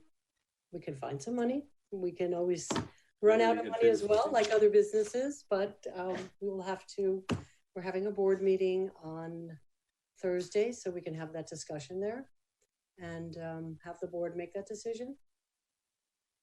Councilmember Petros? Yeah, I was interested in learning a little more about the fundraising initiative that you're doing and whether or not we as a village could help support that to try to make it more successful, because that's something that the community may be very responsive to and get behind. So is there a way that we can help with that? And have you and the manager already discussed that? So we are going to expand upon that. It's been a week in the making, and we can distribute the pitch once we have it finalized with all the approval of the coalition. And basically what we're looking for is interesting experiences. For instance, Fittipaldi, you take Fittipaldi, go to a track and have someone go do a Fittipaldi track run with him. We have Juanes, we have a lot of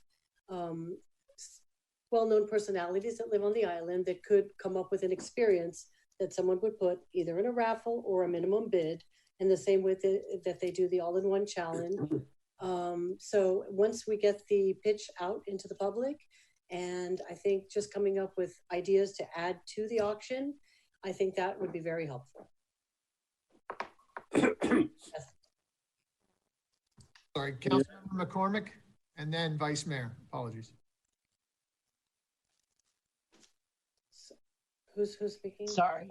Councilmember McCormick. So I really appreciate what Councilmember Laredo said earlier, and I am in agreement with him, but I wanted to just add some of the ways that the village is already helping and to see what the plan is going forward. For example, we've been using the freebie for the deliveries. And I don't think we've heard about the plan for freebie with reopening, if we're going to continue that support of local businesses, or if it's going to switch to driving people around again, which I'm not sure is the best with the virus. Have decisions been made about that? And then I also would like to add my support for this idea of the village helping with the sanitation stations to help people to use the businesses more, but also it just seems like a very easy way to try to contain the spread of this virus. I mean, that as we reopen, really not much has changed in terms of the actual disease. So I think that's an excellent suggestion and one that I would fully support. But I guess my question that really needs an answer is, will we be continuing with freebie? Yes, so I can answer that. So Freebie has been helping out with delivery of goods. They haven't been taking passengers. I actually spoke with Jason Spiegel yesterday. There was one open issue regarding insurance. Actually, during this meeting, I had a missed call from him. When I spoke with him yesterday, I did ask if in any other cities they are doing passenger, if they're carrying passengers. He said they are in other communities, that they're only taking one passenger at a time or one family unit that resides together. So they're not stopping and picking up people along the way, that their drivers are wearing masks and gloves, and that they are decontaminating their vehicles. I think he said twice a day, and that after every use, there are certain touch points that the drivers have been instructed to kind of wipe down. So I think in other communities, they are prepared. They are taking passengers, and it seems like they've worked out some safety protocol. We would need to look over what they're doing and make sure that it meets our standard. One of the ideas that we had to help the businesses, if folks do want to move into the parking lot and take some, restaurants to have some outdoor seating to combat the shortage of parking that would take. I was thinking we could enhance our freebie service so that people can still go to the restaurants and not have to drive themselves, and we'd be able to have the outdoor dining. It'd be safer, and also we can provide that additional service. So today, Brian from Freebie was going to come out and meet with Todd to do a walkthrough to see if there was additional locations where we could charge the additional freebies.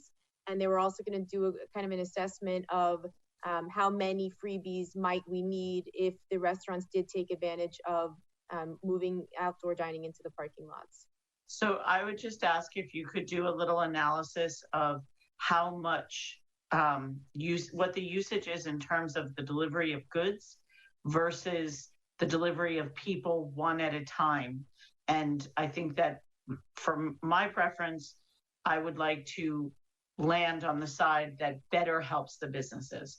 If what we're looking for is a way to help the businesses, are they better served by bringing people one at a time and stopping and cleaning in between?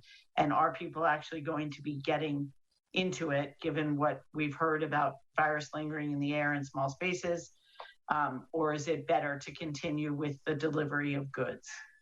Okay.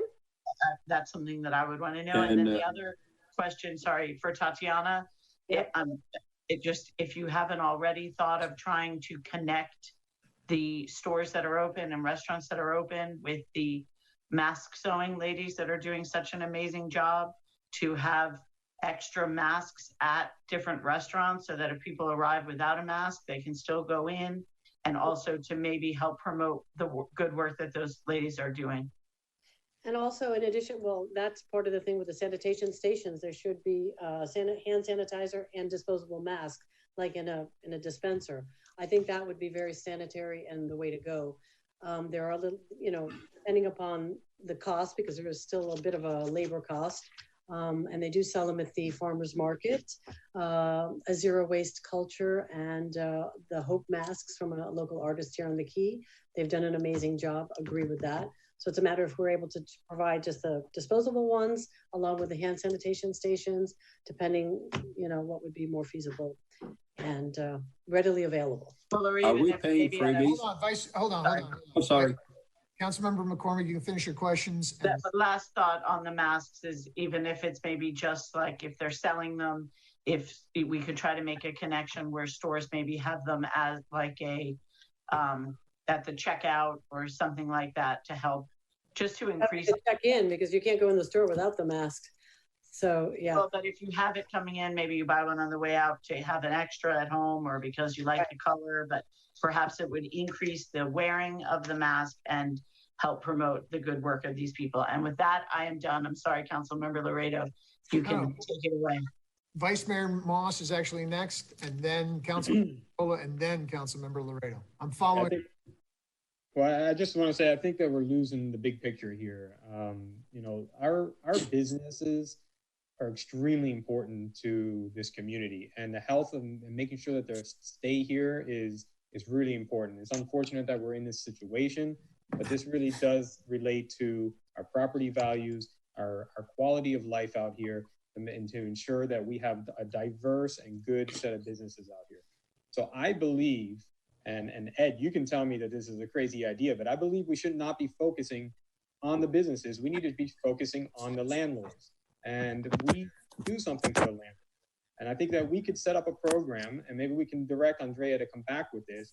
We could set up a program where we can have up to a maximum amount for some type of 3-month rent forgiveness from the landlord to their tenants. They can submit that to us up to a maximum amount. They get to decide, Ed, which businesses get it and which ones don't. And they know which ones are the more profitable or the ones that are more essential that we need. So they would make that selection. And we would give them, based on that amount, we would give them basically a 2-year loan that they would be able to take off of their taxes, their property taxes that they pay to Key Biscayne, and that it would be paid back over 2 years. We would add it on to the following year taxes, because hopefully at that point that this would be all behind us, businesses will be thriving again. And at the same time, landlords would be very interested in this, because not a single landlord wants to kick out a tenant. None of them do. That's zero income from them. They would rather take half the rent or even 25% of the rent from any of their people than kick them out at this point. And they know that. I mean, they do know that, and they would love this relief. And if we give them this relief, they can pass it down to their businesses, and that would help us a lot on the quality of life, maintaining this. We're not going through a crazy process. We're letting the capital market make the decision on who gets it and who doesn't, and we put it on the landlords to make those decisions. And if the landlords don't want to do it, then they don't need to do it. So that would be what my motion would be to do. But you address the landlords. Oh, go ahead. Councilmember London, you're sorry. I'm sorry, I think it was addressing me, so I understand, but I've got 2 people who've been Sorry. Councilmember Cigarola and then Councilmember Laredo and then Councilmember London. No problem. I'm sorry, Councilmember Petros, did you raise your hand? Okay.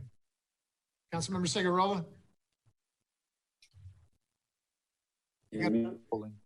I'd like to make a motion to have the village expend funds and to set up however many is necessary, sanitation stations and any other efforts in the commercial business areas in order to try to support the businesses in those areas.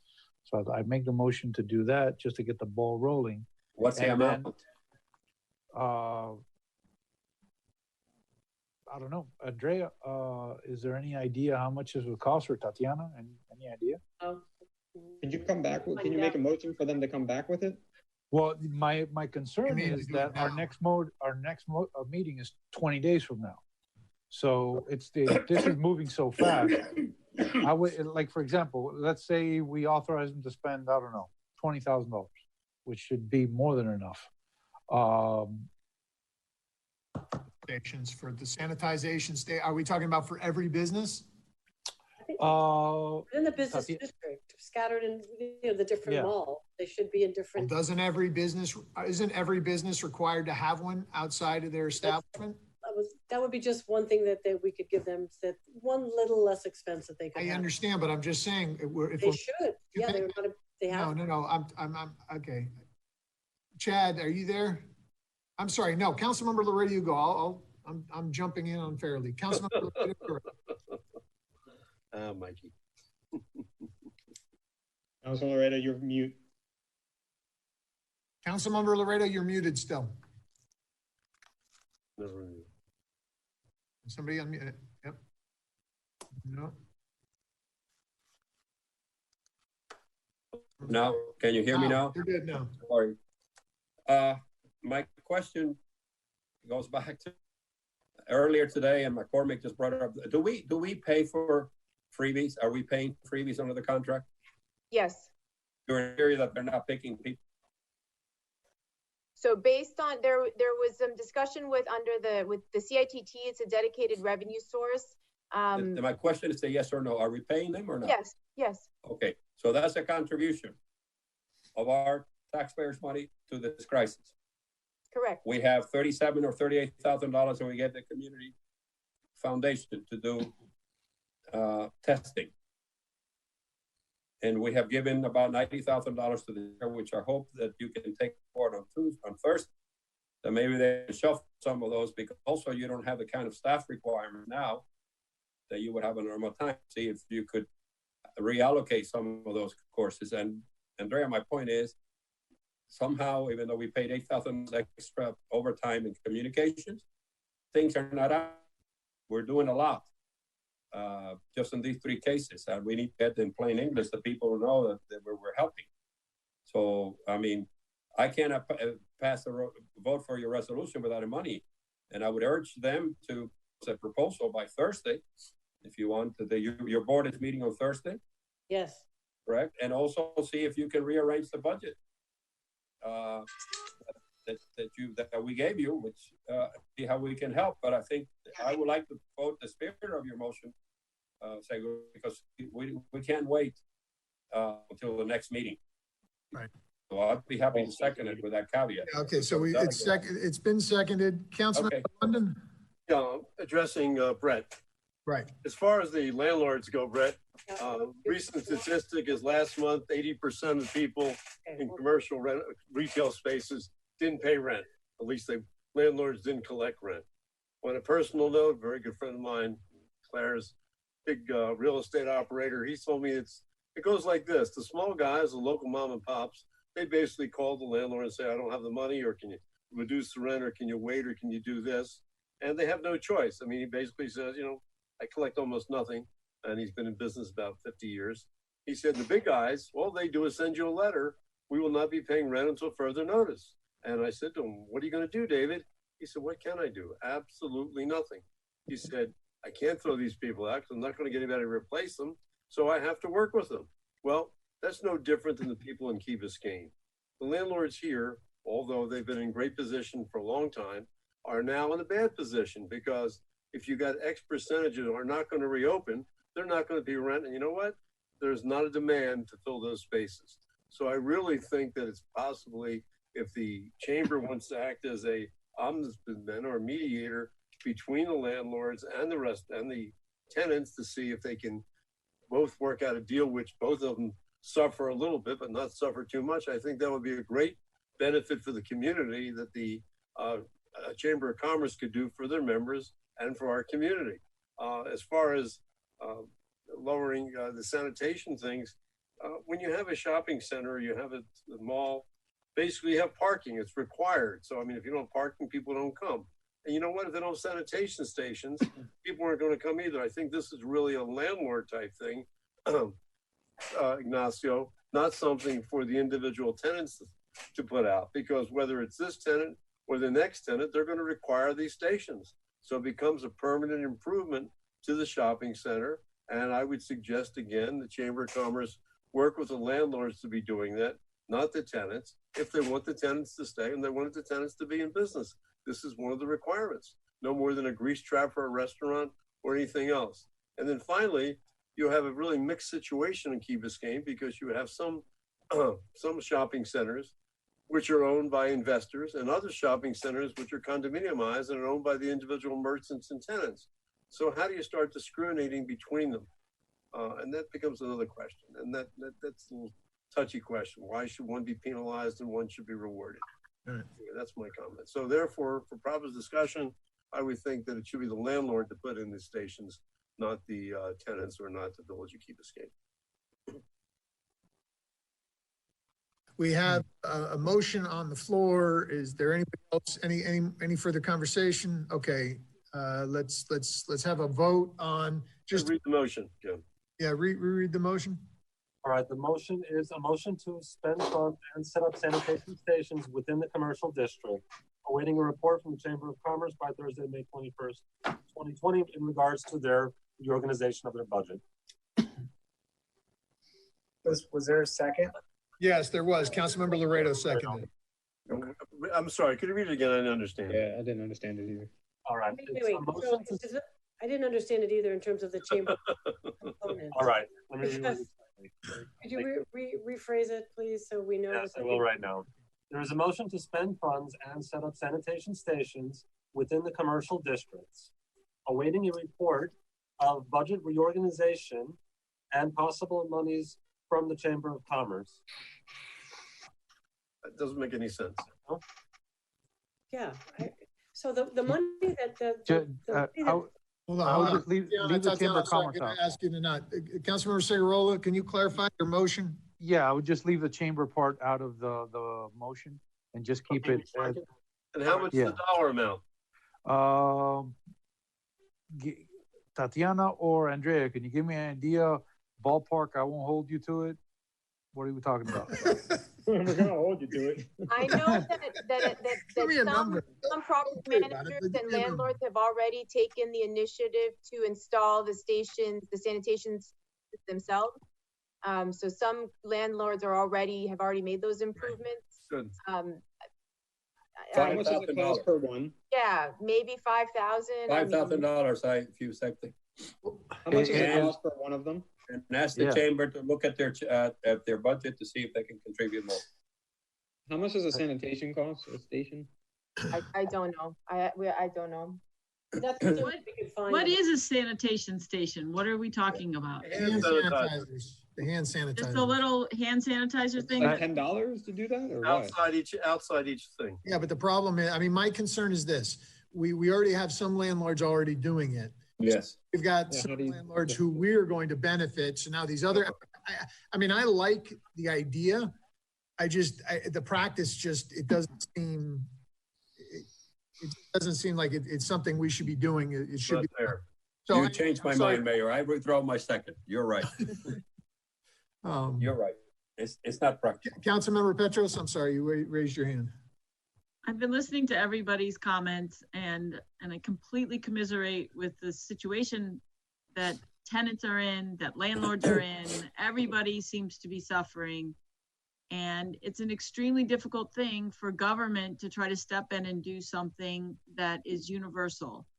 I think, to me, the best thing to do right now is to heavily support the initiative to do a fundraiser and to try to make that as successful as possible, because that is something that we can ask of our community to support the businesses within our environment. If we find that hasn't been successful, it's not meeting the need, then maybe we can take steps in a different direction. But right now, I think it's too early, and we may be spending money that isn't doing anything really beneficial to people that desperately need it. Councilmember London? Yeah, I think we really can vote with our pocketbooks, not the village's pocketbooks, but the individual residents' pocketbooks. And I think Tatiana and the chamber, together with the merchants, probably put a campaign on for cards, gift cards, for lack of a better words, or prepaid meals or prepaid purchases, so that she'll give us the 72% of the people who are going to open up in business and start publicizing it, and then get a campaign for all us to go there and start buying gift cards. So they now have capital, which doesn't cost us anything. We're just paying in advance, we're really expressing ourselves to these merchants and these people that we want them to be in business and we're there to support them. And I think that would go a long way, because then people start spending, people start going, and that's what they really need to thrive and prosper. You know, so Councilmember Segurola, you don't have a say. Is there a second for Councilmember Segurola's motion? You know, I go ahead and I'll withdraw my motion. This is. I would like to make a motion that we suspend the requirement that business tax receipts have to be paid by businesses on the key. I think it's been something that's been coming for a while, but I'll put that out there. You know, it's a small amount, but it's money that businesses have to, you know, I think it's something that we can actually do concretely across the board. So I don't know if what is the impact for us and for them? Like, what is the number? I mean, so the revenue is about 170, 180 in the general fund. Any individual business. So for example, a hairdresser, it's $30 for the year. Accountants, you know, maybe 30 to $50 per. And then the fact that the general fund budget is I think it's like 170, 180 is. But we don't charge Amazon for it. We don't charge Walmart for. We don't charge. You know, it. Second it. Okay, I have a second. My feeling. So, Mike, is this just something you think is something that we should be just doing as a policy, or is this a COVID? I think it should be a policy. I mean, if you want me to bring it back, I will. But I've got to study this. I understand what you're saying, but I want to understand a little better before I vote on it, frankly. All right, then I'll put it on for the next meeting. How's that? We have time because the payment's not due until September, October. Yeah. Right. It's not due until the new year. One suggestion, Mayor, I would make is that the business still file the paperwork. Yeah, no, absolutely. We want them to file I have no problem with filing the paperwork, but why not suspend we want to be able to manage regulate businesses. I understand that, but I'd like to get away from, but I'll bring it back. That's fair. Councilmember Petros has a fair point. I'll bring it back at the next meeting. And then Chad, what would you suggest if people are late at filing? Would there still be some type of fee that they would have to pay for being late? Maybe they would just have to pay the normal fee if they're late or a couple months late. No, I mean, usually the business tax receipt is just a tax that has to be paid to operate your business within the village. I mean, that's what it is. I don't know if we would charge a fee. I think what I'm hearing is that you would waive the fee you'd waive the tax for this year. Yeah, that's fine. Well, I'll bring it back next meeting. Don't sweat it. Let's move on. I think you could do where you waive it if they file on time. Right. Rather than try to levy a penalty on a tax that you're not having. That's fine. Bring it back. Okay, let's go. Are we good with the business support plan? Are we done with this? Let's move on to the next issue. Next, the manager's report. The next item, Mr. Mayor, is ongoing project update. Madam Manager. Thank you. So how about the matter? Are we skipping the beaches for now? No, we're going to go back, but we're on the village manager's report. Okay. We have under the rules that we have, the village manager's report has to be no later than 8 p.m. So we'll be quick. So with regard to federal shoreline protection, as we know, the Jacksonville office of the Army Corps has asked for a waiver of time and has asked for additional funds to include the village of Key Biscayne in the federal shoreline protection project. One of the agents from the Army Corps asked the village for an update on our public access plan. We provided a memo to the Army Corps. We got some very positive feedback from our lobbyists that they were happy with the progress. I'd like to thank the mayor. He has been an integral part in helping liaise and inspire some of the conversations. So we are moving to the next phase. We have the plan. We've done most of the legal research. Some of the legal research needs to continue. And we're going to start solidifying those easement agreements to be able to get the public access to the beaches.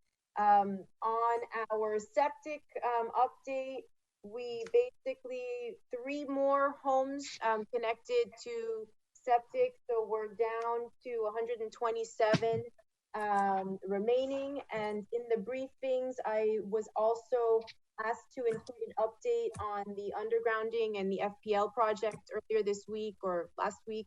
We circulated an analysis of an intervener that FPL filed in the case with regard to the Public Service Commission on April 10th, and we looked at how that might impact the village of Key Biscayne. In particular, the village, we've been really pushing FPL to try to become a part of the storm hardening plan, both on the legal side, and the most recent ask that came up was to assemble some sort of lobbyist team comparable to the beach team to see if there's any traction that we can get with FPL. I would caution and reflect back on the email that we provided. Right now, Key Biscayne is not mentioned in the report. We don't seem to meet the criteria to be prioritized. We do understand that the more of an investment that FPL makes under this program, that money comes right back to them. And so we've been trying to leverage that fact. But as of right now, like that's my report that we're trying to work that. I know Chad has also tried to make some connections. So that's where we are with FPL. And if anybody wants to ask any questions about that or has any comments, we'd be happy to answer them. Andrea, back to the curfew. I know you want to keep this ridiculous thing. Can we at least extend it till 12 o'clock so people can stay at a restaurant for an hour longer? Listen, you guys, with regard to the curfew, I think it's a measure to try to help ease us back in and not overload the system. But if what you're observing, if your constituency is being socially responsible, if people are adhering to the guidance, if they're not gathering and we can keep this bug under control, I have no issues lifting the curfew if we can act responsibly. You're trying to help restaurants, help merchants, and this is one way to help them by not making sure they have to close at 11 o'clock. True. That is Make a motion, Ed. Make a motion. My motion is do away with the curfew. We don't have to, I mean, this is within the purview of the manager. That's why I'm asking it to her. That's why I'm addressing her. But listen, I'm not on key. I wish I was out past 11 o'clock having dinner and drinks, but I'm not. Cold. So you tell me if you think that rid of it. a lot of activity and you think that we can be socially responsible, I what are you observing? Ed, to be clear, are you recommending a complete just? Yes. There's no reason to have it in the first place. There's no reason to have it now. I disagree with the first place. You're an old communist.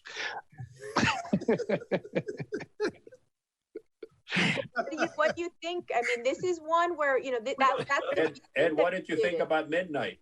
Your idea about midnight? I don't like midnight. That was strictly to try and help. I want to get rid of it completely because it doesn't make any sense. But so would midnight would you feel you made progress at midnight? What? Do you feel that you have made progress if we approve I feel like I get rid of it completely. Why even have it? Doesn't make any sense. We don't accomplish anything. It makes no sense. Can we remove the curfew on a trial basis to see if people can? Well, yeah, because the manager. Does Press have anything that he'd like to weigh in on this? Chief Press ought to be the person to. Yeah. Chief, are you with us here? At least by audio. Yeah. Pete, does he need to be unmuted? Maybe. I just unmuted his phone and his account. I don't know. Chief Press, are you there? Yes, I'm here. You're everywhere. You're echoing. Ed, make a motion and let's put it down. Well, let's hear Chief Press first and what his opinion is. Well, my opinion is the reason that we put a curfew in place was when this COVID outbreak happened. It was to protect the village of Key Biscayne and the residents from having non-residents come in here and potentially take advantage of people being afraid people being locked down in their homes, people not feeling secure. And that was the idea of the curfew. And other communities followed almost exactly after we set our curfew up. It is not my decision to make. It's my opinion that we should maintain it. It protects the village of Key Biscayne, but if you all wish to do away with it, then we'll do away with it. It works. I like to keep the village of Key Biscayne. To what time is it? At 10 o'clock? It's sir, effective. Go ahead, Chief. It's currently at 10 o'clock. We set 11 o'clock so that the restaurants can stay open until 11 o'clock. And I make a motion for 11 o'clock. At 10:45. And if they seated somebody at 10:45, we were not and have not disrupted any members of this community from finishing their dinners or doing whatever it was they were doing. We were protecting the community from anybody coming in from the outside and attempting to take advantage of a very serious situation. If you want to make it 12 o'clock, we will absolutely move it to 12 o'clock. I'll follow the direction of my manager. She's my boss, and whatever everybody decides to do. Are we at 11 now or 10 o'clock, manager? Effective tomorrow, the curfew moves from 10 to 11. That executive that's fine has with me. already been signed and attested to. If you want to put it for a vote, but it's fine with me. 11 o'clock. And keep it. Why do you want to restrict? Well, I'll make a motion. That we support 11 o'clock. I want a clarification. It's the manager's prerogative. Okay. I mean, I feel like it is the manager's prerogative, but she follows the guidance of the chief, and the chief has been saying, I mean, I understand that we don't want to be more restrictive than we have to be with our residents. But the question becomes, we put it in place, it was effective. At what point do we just relax it and let it go? But I don't know if that's our decision to make. We have a chief of police, and we have a manager who will make those decisions. Ed, what's wrong with that? You're shaking your head. Well, because you know what? Hi, Claire. Excuse me. Well, I made a motion of a sense of the council, not the binding. Well, Councilmember Petros had made one, and I said we didn't need to do it. But yeah, let's. Where does everybody think? A sense of the council. Fair enough. I think it might be nice to let them know that when they feel it's comfortable, we support the idea of getting rid of the curfew as soon as possible, but that it's in their purview. I agree. Manager, have you talked to the Chamber of Commerce to see if there's any issues there? Would they like to have it a little bit later? We haven't talked about the curfew too much, but when we go through these working groups, we can add that to speak with everyone about. Sure. Can I just add phone right now? Yeah, I just say the curfew has been an issue for Novecento, and he was very concerned about the 10 o'clock was way too early for him. He was very happy that I told him that you had signed the executive order to extend it at least till 11. It is helpful because he was trying to do his scheduling, so obviously he wanted to know when the curfew was going to be. So the later the possible for that particular restaurant, because he has, later diners. And that's my 2 cents. And can the curfew have an exemption? Can the curfew have an exemption for restaurant workers who are leaving the Key? It is. If you're going to or from work, you're not subject to the curfew. So they could stay open potentially all the way up to 11 o'clock, and then the people have to clean up and leave, and they're out of there by 1. Is okay. They're fine. They're fine. That is correct. We have not charged anybody. We have not offended anybody. We have not hurt any of our residents or any of our employees through this curfew. The curfew has been maintained to protect the village from outsiders taking advantage of this emergency situation. It's proven extremely effective. We've made multiple arrests on people who have tried to violate this curfew, but whatever you all want to do, I'm willing to do. So we're saying we're going to have a curfew and tell people it's okay to violate it. Well, to cut this, Whatever I you think, want to I do, think I Ed. support the police chief's position. I think we should, you know, again, micromanaging, I think is sound reasoning and it works. If it ain't broken, don't fix it. It is broken. So can we move on? It's it's hurting our restaurant. She told you. So it is hurting people. One restaurant. Well, okay. That's one restaurant she talked to. Move it to 12 then. Very good. I think the manager has the discretion to move it to 12. Yeah. So the manager, I think, should just, you know, talk to the businesses and just make sure it's not hurting them and make what you feel comfortable. That's exactly right. Balance the interests. So, all right. Okay. I subject myself to this shit. Okay. Ed, you're still not muted. You got to wasn't figure out muted. that mute button, pal. Okay. We go back to the agenda. No, we got, okay. Last item. So I had the privilege of briefing every council member in preparation for this meeting. Thank you for your time. We have our second quarterly financial report, budget to actual for all of our funds. We can answer any questions, and I will make the announcement that moving forward, we will be providing monthly reports. So, yep. Where's your line items? Where's your line items above and below variances for each item on your budget? Say again? A report should have variances for each line item on your budget, not Yes. just revenues and gross expenses, but all line items. Yes, this is a summary report that rolls up the line items. Fine, we don't see the line items. You want the detail. You want the detailed report. Exactly. We can do The that. variances. We can do that. So that's what we should have. And that's what we will have. Fantastic. All right. The next is the virtual meeting schedule. Madam Manager? Madam Manager?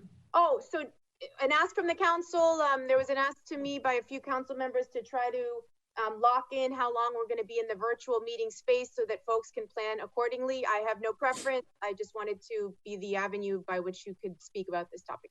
Yeah, I would assume we'll through June 23rd. I mean, if that's, you know, unless anybody has an objection, anybody want. Well, the governor had, for virtual meetings, the governor has extended his order until July 7th, July 8th, that first week of July. So after that point, we probably won't be able to meet virtually again unless he extends it. But So that's the answer. Yeah, I think we should stay in line with what the governor did, and then that way, if we need to add any meetings beyond our scheduled June 23rd, we're covered. Fair enough. If anyone has any travel plans or whatever, they know what to expect. That's right. Okay, that's a fair point. Let's just do that. Everybody in agreement? We all good? Yes. Yes. Thank you. Perfect. Let's move on. All right, Mr. Mayor, the next item is update on opening Key Biscayne beaches for residents only. Councilmember Laredo. Yes, I'm sure all of you have heard from our residents, and I guess start by just congratulating Mayor Jimenez. It's probably the most thankless job right now in South Florida, trying to coordinate 29 cities, et cetera, et cetera. We have a very unique situation where we have a beach and 3 jurisdictions, county and the state. And I actually find it to be, at least on the short term, an advantage to us that I like to propose that we consider moving right away to open our beaches. There would not be any penetration from either the south or the north, the state in the south and the county in the north, and with some sort of subject to the elections of the chief of police, if we can afford. It is very healthy for physical activity. It's extremely healthy for clearly for mental. I know that there are always going to be the 5-6% that has ruined efforts in other cities. I am very pleased and surprised at the behavior of our citizens in the open village green. So it brings me to this conclusion that we should try to take a bold step. It is much safer for the restaurants. I mean, we're opening restaurants and beauty salons with all the precautions that we talk about. Clearly, in my view, and a walking position without gathering and all the other safety requirements are overdue. People are desperate. It's also so actually even safer than pools in terms of congregation, not mutually exclusive. So I would like to take a step, not defiance of Mayor Jimenez, but to say boldly that we want to open immediately our beaches to our residents, subject to whatever enforcement mechanisms the chief can suggest, ID and all of that kind of stuff. That would be my suggestion. I think people would appreciate it, and I think it really is safe at this stage. That's what I brought it up for your consideration. Well, I mean, I'll let it. That talk, I know. But well, first, we can't do it until the county releases the beaches. We're just not allowed. The county, there's a county order that's closed our beaches. Our beaches, we closed, but I think March 17th or March 26th, we closed our beaches one day before the county closed all beaches. We were not a lot. We were more allowing in terms of the activities we allowed than what the county has now said. The county closed everything. So we can't open beaches before the county opens their beaches. We also, and you know, Chad or the manager can speak to this and tell me I'm wrong or right, but we can't preclude non-residents from coming to our beaches. We're not allowed to do that. And so that can't happen. Believe me, I understand where everybody's coming from. They want to use the beaches. I want to use the beaches. I have people in my house who keep demanding that I open the beaches, but we don't have the right. Until the county opens up their beaches, and I don't anticipate that. My discussions with all of the folks across the county is sort of trying to play a game of, not a game, but a strategy of they don't want to open until they allow everybody to open at the same time. Miami Beach is very hesitant to open because they have 8 miles of beach that they have to patrol and they have to defend. So that's really the kicker right now, is that the county, or the Miami Beach doesn't want to open, and the county, we'd all sort of, all the communities have sort of come to the same realization that it doesn't help. If Key Biscayne opens and it's the only place, everybody's going to flock here because, I mean, to your point, the county allows the beaches of Key Biscayne to open. They're not going to just say, okay, Village of Key Biscayne, you can open. We're not going to open Crandon. They're going to open Crandon and Key Biscayne. So I think we're going to be in a tough spot there. Well, we can challenge him. I think what people want us to do is to challenge both on the legality. I'm not intending to prevent from the outside, but clearly, as I said, the fact that the 2 other jurisdictions that are not open actually makes it to our advantage. How are they going to get, what access are they going to get through to get to the beaches, since they cannot get into Cranton or Cape Florida? I think we need to think a little bit out of the box. With all respect to Mayor Jimenez and him, and say, look, we really want to move. And I think it's about time. Again, positions on rents and others are, in my view, more difficult and more exposed than the beaches properly patrolled. It's not going to be a perfect solution, I understand, but I really think people are demanding, and I happen to share that I think. So I guess my question to you would be, what would be our argument against the state park opening their beaches if we open up? I don't have a problem if they want to open the beaches. I have jurisdiction for the Village of Biscayne. Professionally, I like to exercise that right. I'm not sure, as village attorney, and I'm not sure I got a clear answer whether, but I know that we have a responsibility to at least try, either approach Jimenez and say we have a sense of this council as a citizens of open beaches, notwithstanding your own pleasures. I just want to state our position clearly vis-a-vis the county, and otherwise, you know, and we may not get anywhere. I understand where you're coming from. I know that's what you're saying, but I think people will expect us to at least what I'm saying. Okay, Council. And I really think it's the right sign. Okay. Councilmember Cedro and then Councilmember I completely sympathize with what Councilmember Laredo says. I've received countless phone calls and a few emails and personal contacts from people that want not only the beaches open, but also the pools and the condos, which is also covered by the county order. I believe we are at the stage where we might be ready to open the beaches, and we can communicate that to the county. Unfortunately, the law, as I understand it, is, as the mayor said, we can't unilaterally just decide to open up Key Biscayne's beaches because we are subject to the county order. Playing devil's advocate, though, on the other side, if we are the first beach in Miami-Dade County to open, we're going to have to prepare it for a long line of traffic of everybody wanting to come to our beaches. And I'm not sure if it's exactly legal to restrict access to non-residents. I don't think that can be done either. So it's sort of a catch-22. I do want the beaches to be opened up, but in order to not get swamped, we need all the beaches to be opened up in the county. So if we were to somehow petition the county to open up our beach alone, even if successful, I don't know if that's the position we want to be in. That's just basically my take on it. My hope is that very soon the county will be opening up all the beaches, so we won't have to deal with the influx, and it'll be hopefully, people go to Crandon Park, people go to Bill Baggs, and as has been historically, the residents are the ones that mostly go to our beach. But that's a problem that we're stuck with now, and I've been trying to explain that to everybody that asked me. Councilmember Petros? A couple things. I think first of all, we do need to remember that we are asking with our feasibility study, we are asking for federal aid and help, and that requires public access to our beaches.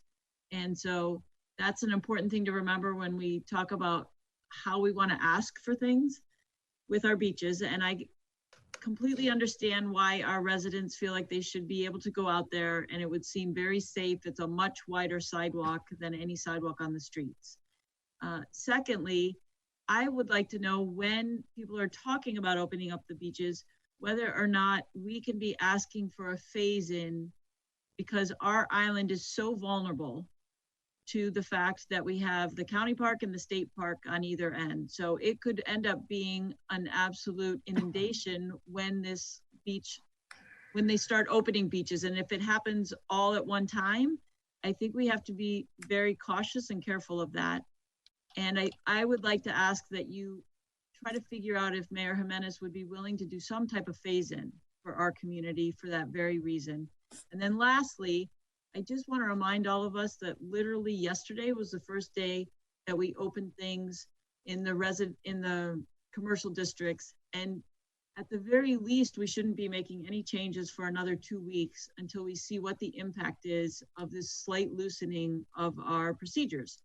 We can't just do everything every couple days. That's not how this works. I think we could very easily end up in a bad situation. So while I understand and recognize that our residents want to have access to the beach, I think these other concerns are larger, and we need to be thinking a little more long-term. Vice Mayor? Yeah, I want to agree with Councilmember Petros. I'm not against what Councilmember Laredo was talking about, where we should reach out to the mayor. But I think we should have our own plan and send that to the mayor of Miami-Dade County, because I think that it is important that we open up at the same time all of the beaches open up. We cannot forget that we're 6 days away from probably one of the most packed beach weekends coming up in Memorial Day. And, opening up before that, I think would, and just our beaches would be a huge issue. So, but, if we want to say something like what Councilmember Petros just mentioned, that maybe in 2 weeks from now, if things are going good, we would like to work with all the other beach communities and the mayor to find some way that we all can open up at the same time, maybe even Fort Lauderdale and West Palm Beach and the Keys, and all work together, because I think it's really going to work if we all do it at the same time. Just as a point of clarification, Palm Beach has already opened their beaches. Broward and Miami-Dade are trying to work together. And to your point of phasing in, one of the things that's been proposed of late is perhaps as we do slide back in is allowing, and so to Councilmember Laredo's point, it would probably work for our residents and not for people coming in, would be for the beaches to be open in the early morning hours for a few hours to allow people to get out and exercise and utilize it, but not allow it, but not, not so that people are coming to make a day out of the beach. And again, it's not that we don't want people to at some point start coming back to the beaches and enjoying them, but at this point, we are, to Councilmember Petros's point, we're just at the beginning of the reopening phase, so we have to be careful. I would expect, and again, this goes to the Vice Mayor's point, nothing's going to happen before Memorial Day because it is such a big day, but we may see some movement toward the latter part of next week. Councilmember McCormick? I just want to echo a little bit of what Councilmember Petros said about asking for some sort of phase in. I am very sympathetic to our residents, and I completely understand that when we look at our village and we look at the amount of open space we have to go outside and get fresh air, the beach is a lot of it. And I understand all the restrictions and why we can't just open it for us and now, but phasing in would really be essential because we have to keep our mind on the fact that when we really closed things down in the village, we did it to protect our residents and to take advantage of the fact that we're an island. And when the beaches open for full day enjoyment, we're going to see what we see in the summertime. We're going to see people in Winn-Dixie that are a whole new influx of people in 7-Eleven. And those, while we want to support our businesses, I know Winn-Dixie is at least reporting to us that their numbers are up during this crisis. So they're not necessarily in dire need of additional influx of people. And certainly our residents who have been doing such a good job of isolating and following the practices they're supposed to stay healthy are not interested in having so many more people in Winn-Dixie with them.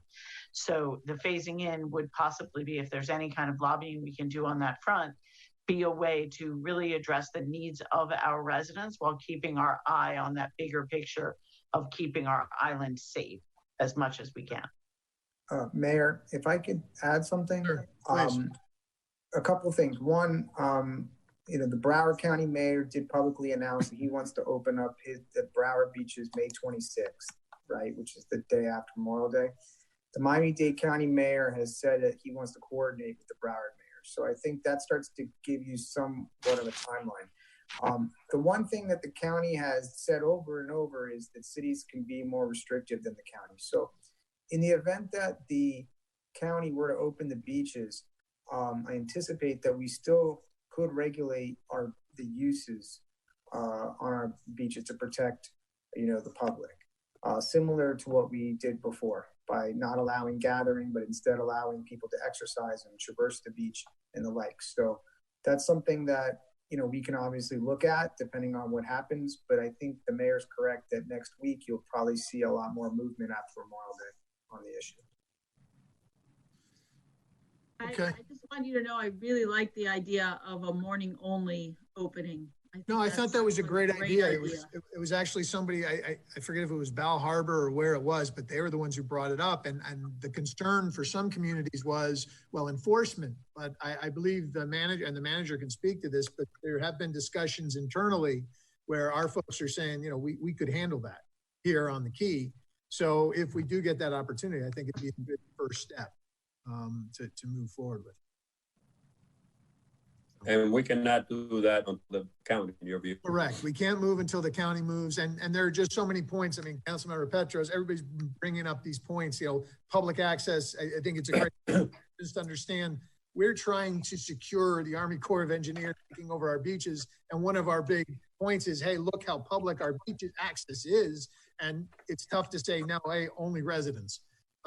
So it's difficult. Look, it's a tough choice. And like I said, everybody who lives on this island loves the beach or has an affinity for the beach. So we all are in the same boat. We all look forward to the days when we can walk the sands.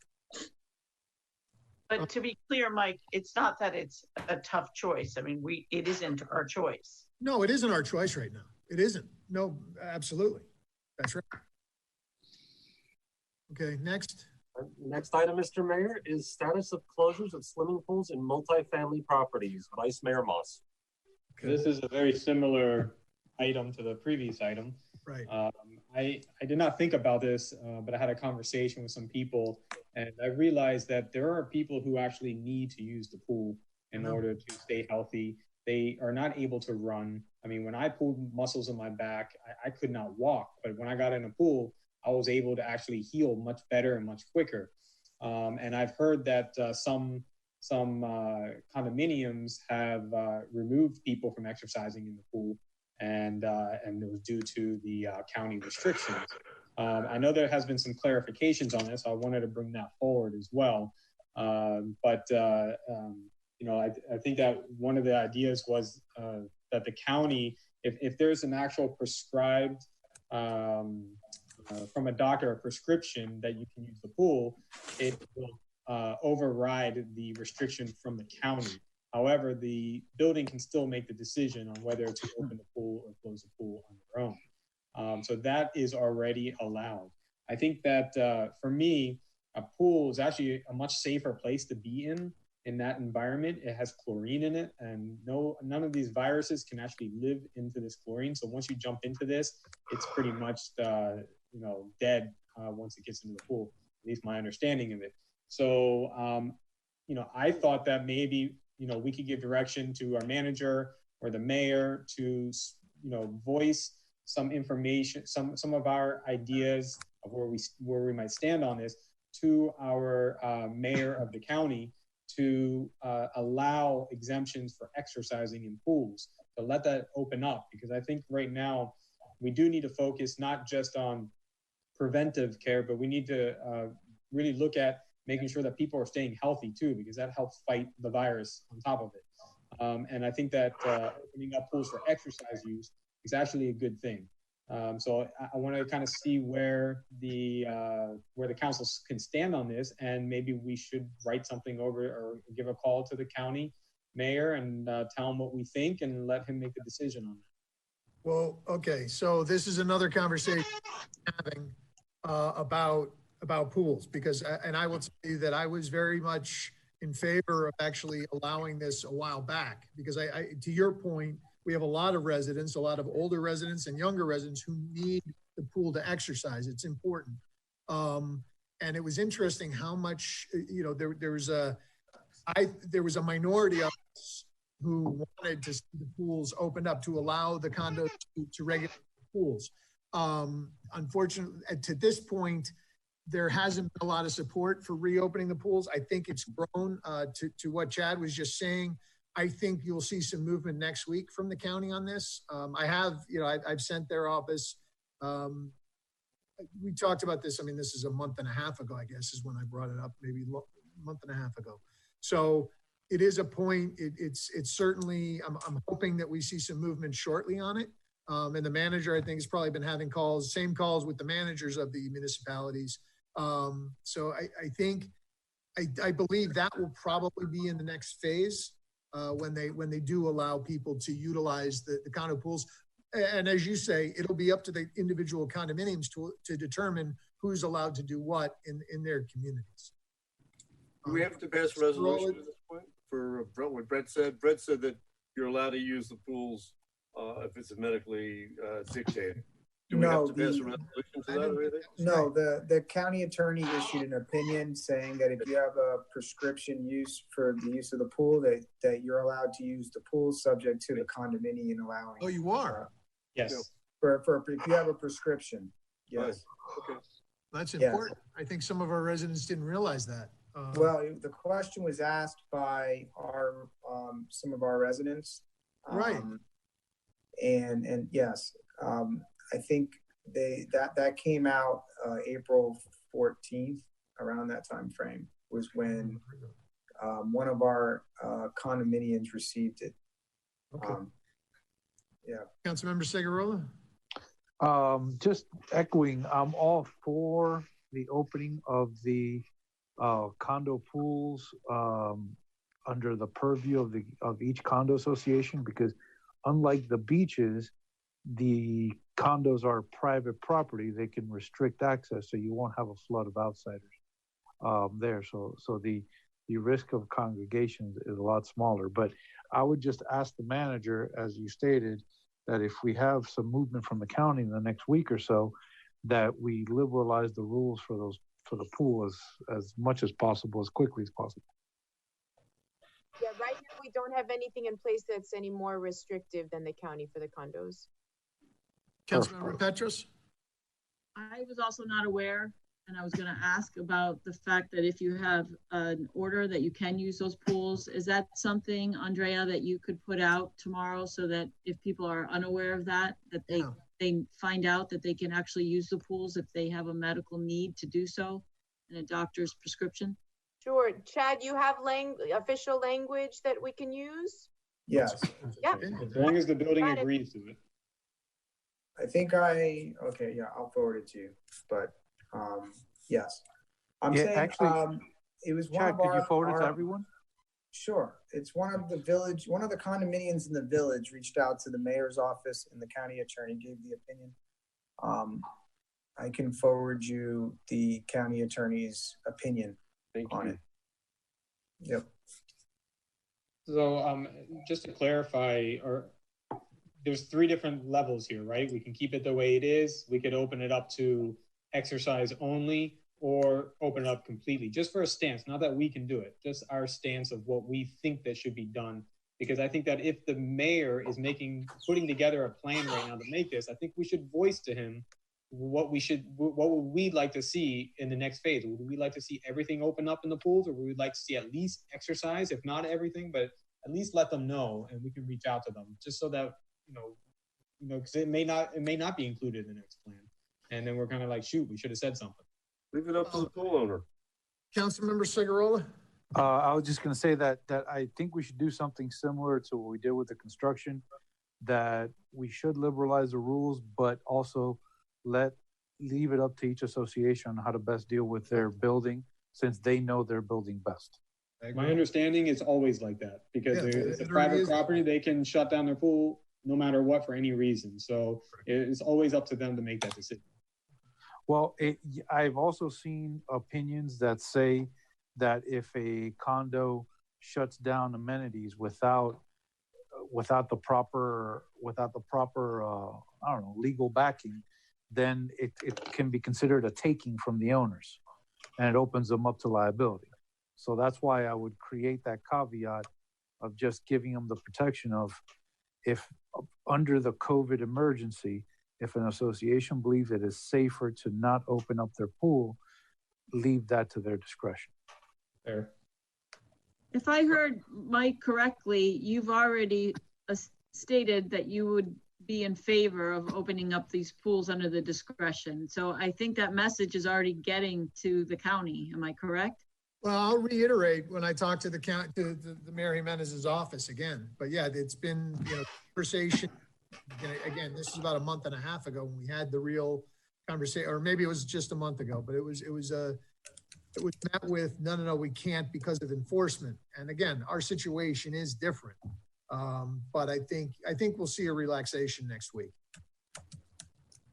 I still think that relaxation should be happening every 2 weeks and not every week. Well, I understand. I know what you're saying. We can, but I think they're trying to do things in a way to give people more. I mean, it would be 2 weeks from when the parks open. The parks opened a week and a half ago, so it would be 2 weeks from another venue for exercises opening up every 2 weeks. I think that's the healthy way to look at it. Next item. Next item, Mr. Mayor, is discussion on testing. Vice Mayor Moss. So I wanted to bring this up. This is some discussion I had maybe an hour before our meeting. And I had my briefing with the manager, and we discussed testing extensively. I reached out to a couple of our well-known doctors here on the Key as well and discussed it with them. And there's 2 parts to this, and I'd like to make 2 motions in this. So let me go with the first section first, and then we'll come back to the next one. We agreed to hire or pay University of Miami a certain amount of money to do testing throughout the entire village. But it's come to my attention, and I started asking this question from talking to different people, is what are we going to do with the outcome that comes back? How are we going to turn that into policy? and it's really unclear to me at this point what we're going to do with it.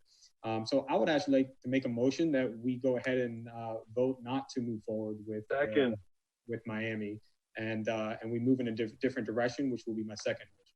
Second. Let's vote. Let's So vote. we were already not doing that, so I'm on board for not doing it. All those Before we vote, sorry, Councilmember Petros has a. before we vote, let's hear from our manager what her opinion is, because we gave her the authority to move forward if she thought it made sense. And I think all of us have had a discussion with her that made us feel like this might not be the best decision, but let's let her give us her analysis. Yes, thank you. So yes, I have had the ability to speak with most council members in depth about this. So in the memo, we highlight the original intent as we understood it for doing the antibody testing was at least twofold. It was to provide a service to the residents that wanted the antibody testing and to inform our reopening. The reopening is happening now. So I don't know that the data that we're going to gain from at this time is going to be too informative for our reopening. And with regard to the first objective of providing the service to the residents, since we were able to secure an idea from about what the research would do, new tests have come out. The private sector has really advanced in their capacity. And there has been a lot of development, reimbursement opportunities for labs and healthcare facilities are now available. So we have the agreement ready, we can execute it, but I do feel like if those are the only two objectives of doing this, I don't think that we're going to meet those objectives. So we're trying to pivot in a pretty rapidly evolving situation here. If there are other objectives that we'd like to talk about with the antibody testing, I would suggest that you share those ideas with us. We'll take that feedback in and perhaps come back with another solution. I'd also like Dr. Samimi to make himself available. He has been assigned under the restructure of our incident command. He has been assigned the responsibility of overseeing the testing program. And so he has studied this extensively over the last few weeks and can also help us out with any questions we may have. May I have it to say? Mayor? Mayor, can I speak? Yes. You're muted. Sorry.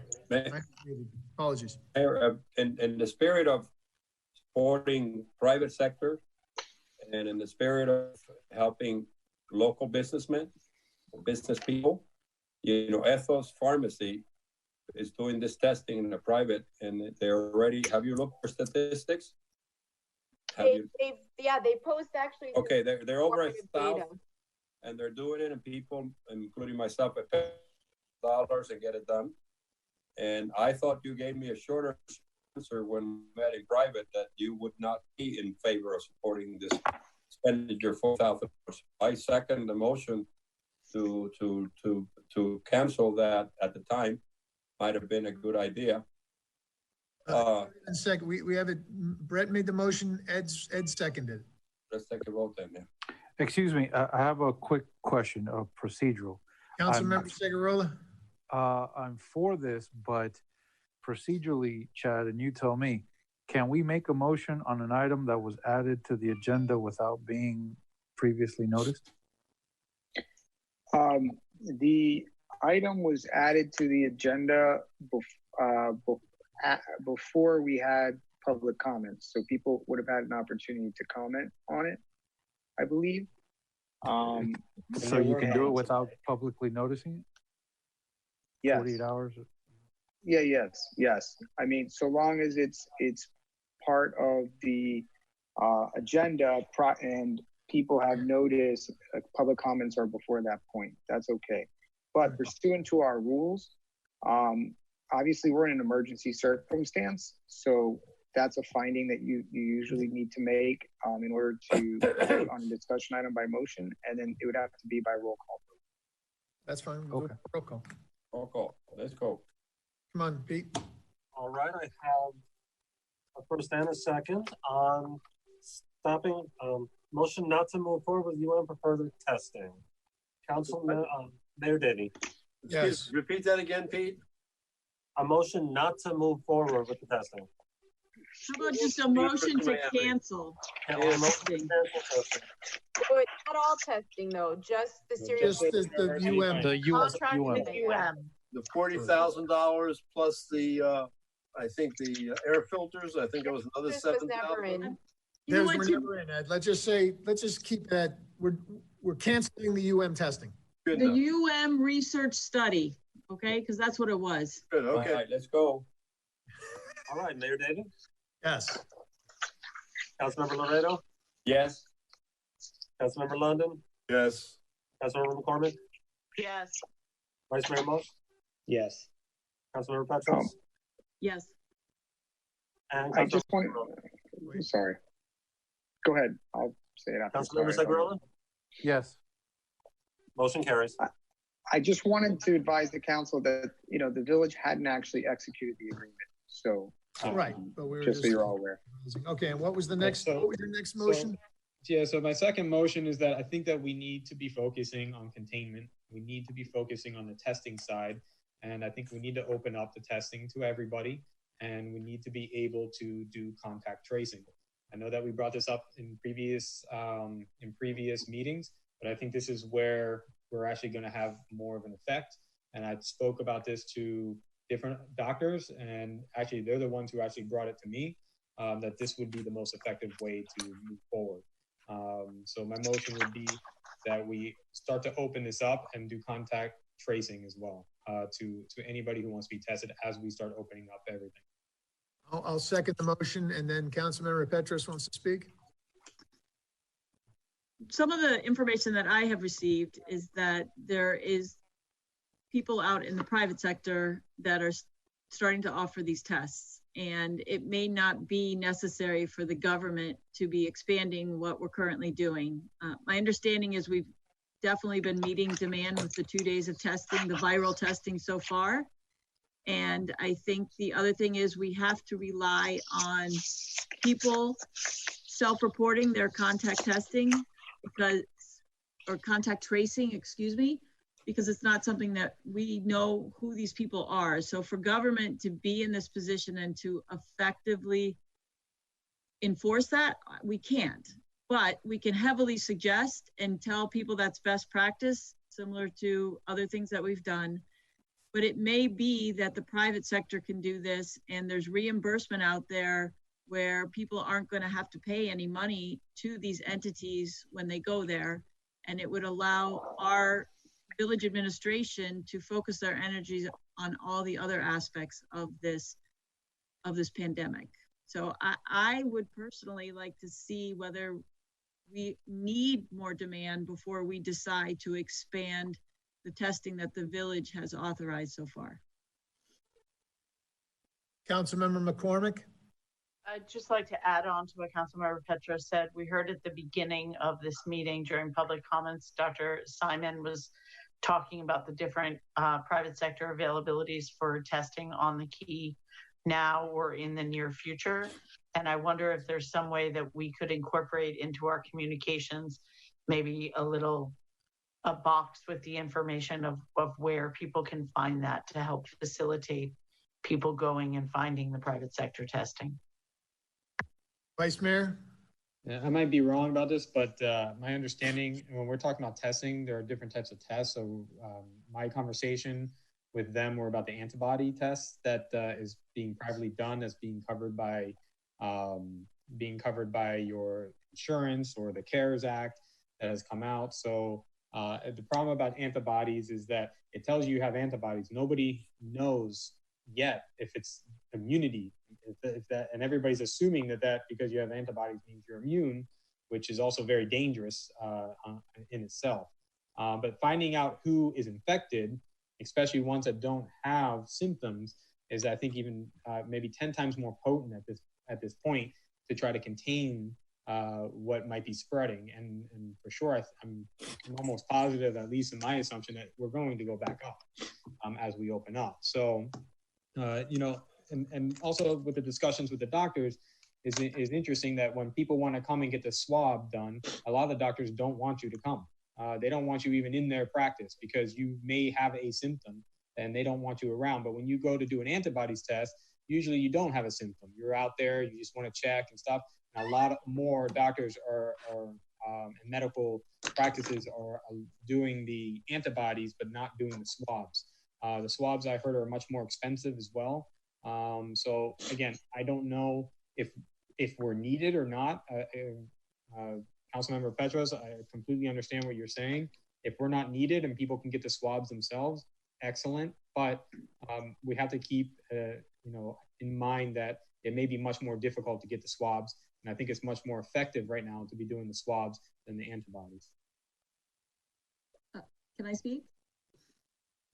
Dr. Simon was talking specifically about the viral testing and not the antibody testing, and the reimbursement is for viral testing, not antibody.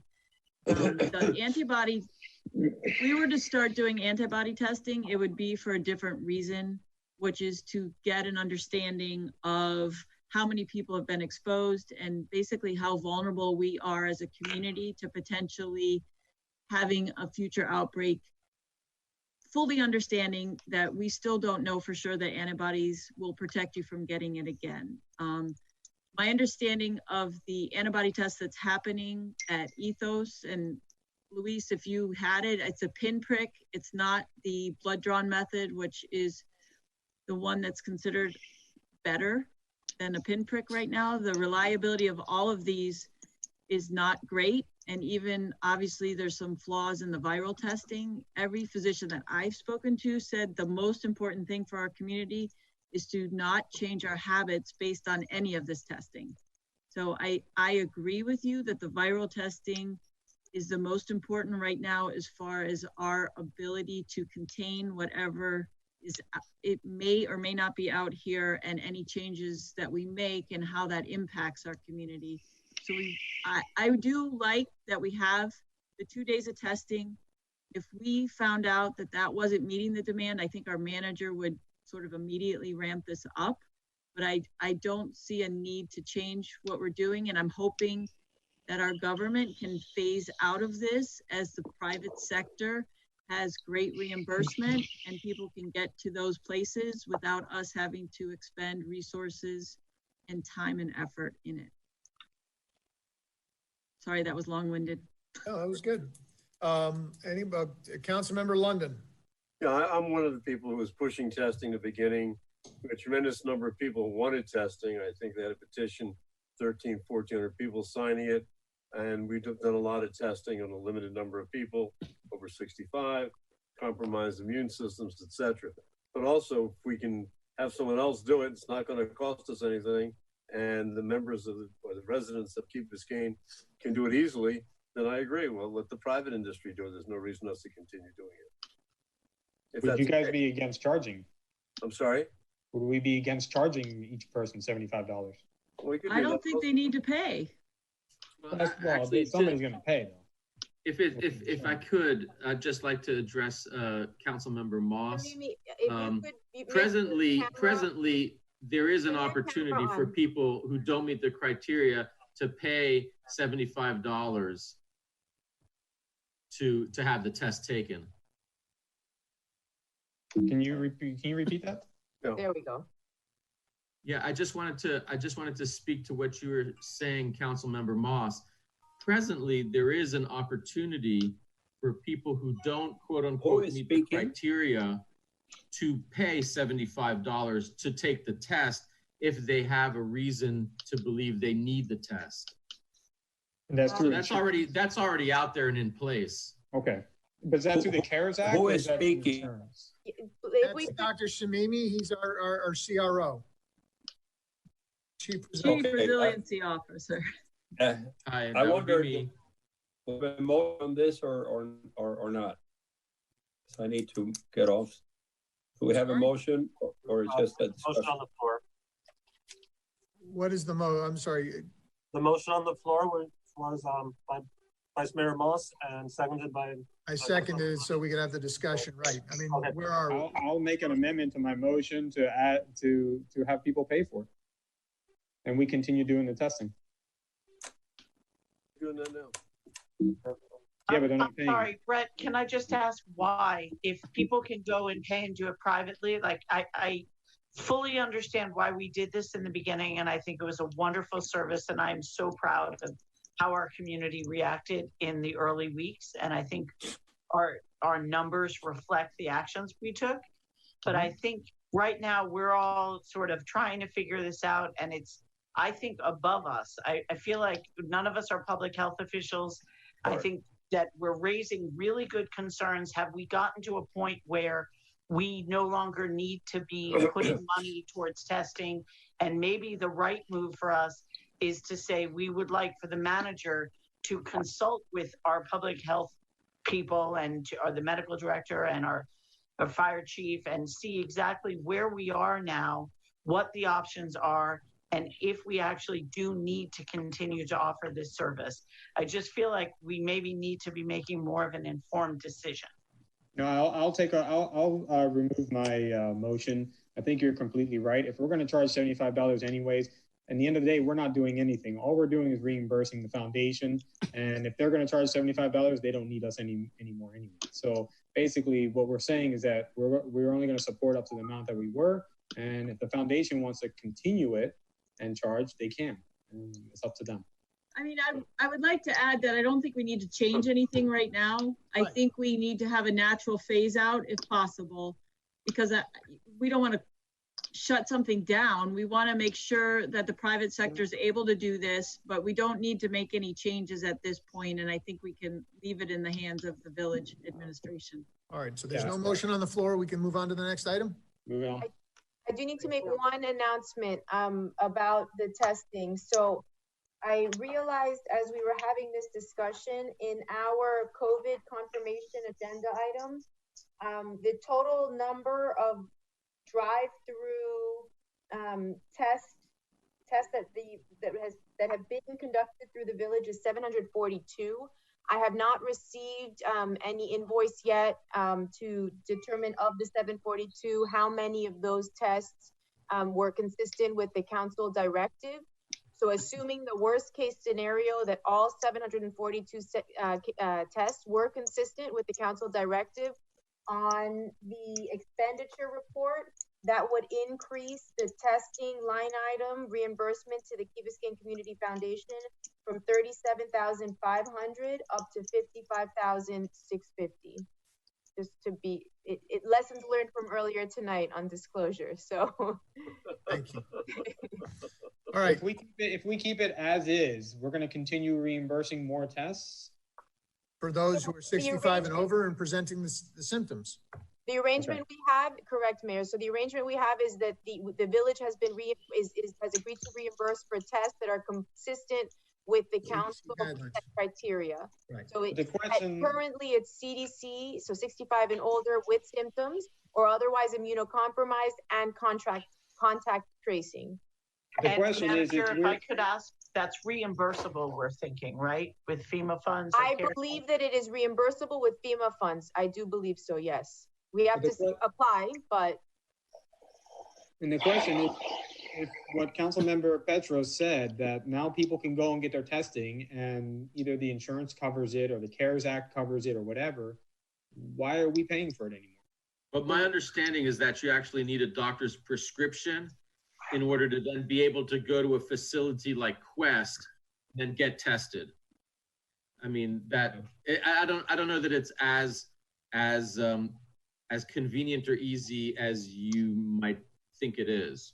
Well, I think right now we have a system set up where they can just go and get tested, and the Community Foundation is reimbursing biomedical, and then we are reimbursing the Community Foundation. Is that correct, Andrea? Within our parameters. Yeah, so BioCollections is the lab. I'm pending, so I haven't seen the invoice from BioCollections yet, and we're still pending the executed agreement from the foundation, but assuming those things fall into line, we'd be getting a bill from BioCollections that calls out the number of tests that were performed that were consistent with the council directive, and then we would reimburse the foundation for those tests. One of the things I would like to ask of you, and everybody can tell me whether they agree or not, is to find out if BioCollections can start getting reimbursed from a source other than us. Because if there are all of these measures that have passed through the CARES Act and the other things that we've mentioned, it's highly likely that they can get reimbursed outside of the village. So maybe we could find that out. Yeah, I don't know offhand if that question has been asked. It seems logical to have been asked, but we will follow up with that. We lose council members? Councilmember McCormick and Councilmember Laredo have turned their videos. And by the way, now that the curfew's at 10 o'clock, I can't go have dinner another 10 Plus we passed the damn thing because you're talking too much. You keep talking, Ed. You're wasting time. Let's go. Too late. It doesn't matter. All right, construction, multifamily. Next item, Mr. Mayor, is construction.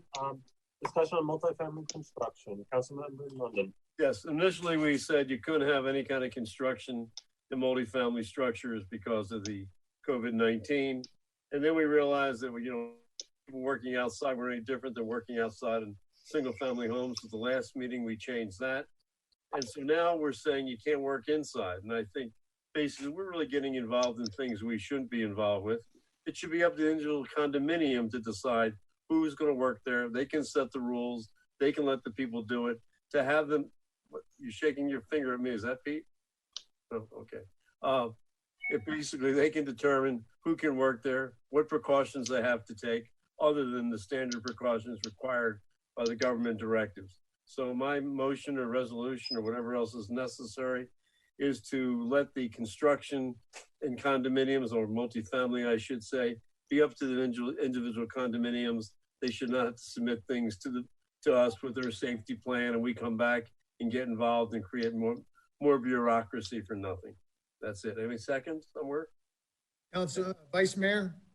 I just want to say that our manager might be able to clarify this, but I believe that this order is gone tomorrow and the construction is open in multifamily starting tomorrow. Isn't it true? You got it. Okay, fine. Thank you. I didn't know. Motion withdrawn. Thank you. There you go. All right. What's next? You're welcome. What's next? I think that's it. Motion adjourned. Village, no, hold on. Village clerk, update on the progress of meeting minutes. Oh. Excuse me, I was muted. This is mine. I just wanted to give you an update. I'm working on the minutes. There will be a large number of minutes on the next agenda. I just wanted to ask, Chad, you're going to have to make this clear. Is it appropriate for me to send out the minutes before they're put on the agenda, just for people to review, or not? Sure. Yes? If that's all right with council. Okay, that's great. They're not allowed to respond, to each other. So you need to send it. Yes. Yes, I understand that. So just to make sure that is upheld. The question is, how many minutes have you done so far that weren't done that you're working on? Two meetings so far, but this is the 4th meeting in 3 weeks. But I will be back up to speed with the 12th. Good. Thank you. I'm confident. Thanks. All right, motion to adjourn. Second. Second. We're out. Thanks. Third. Bye.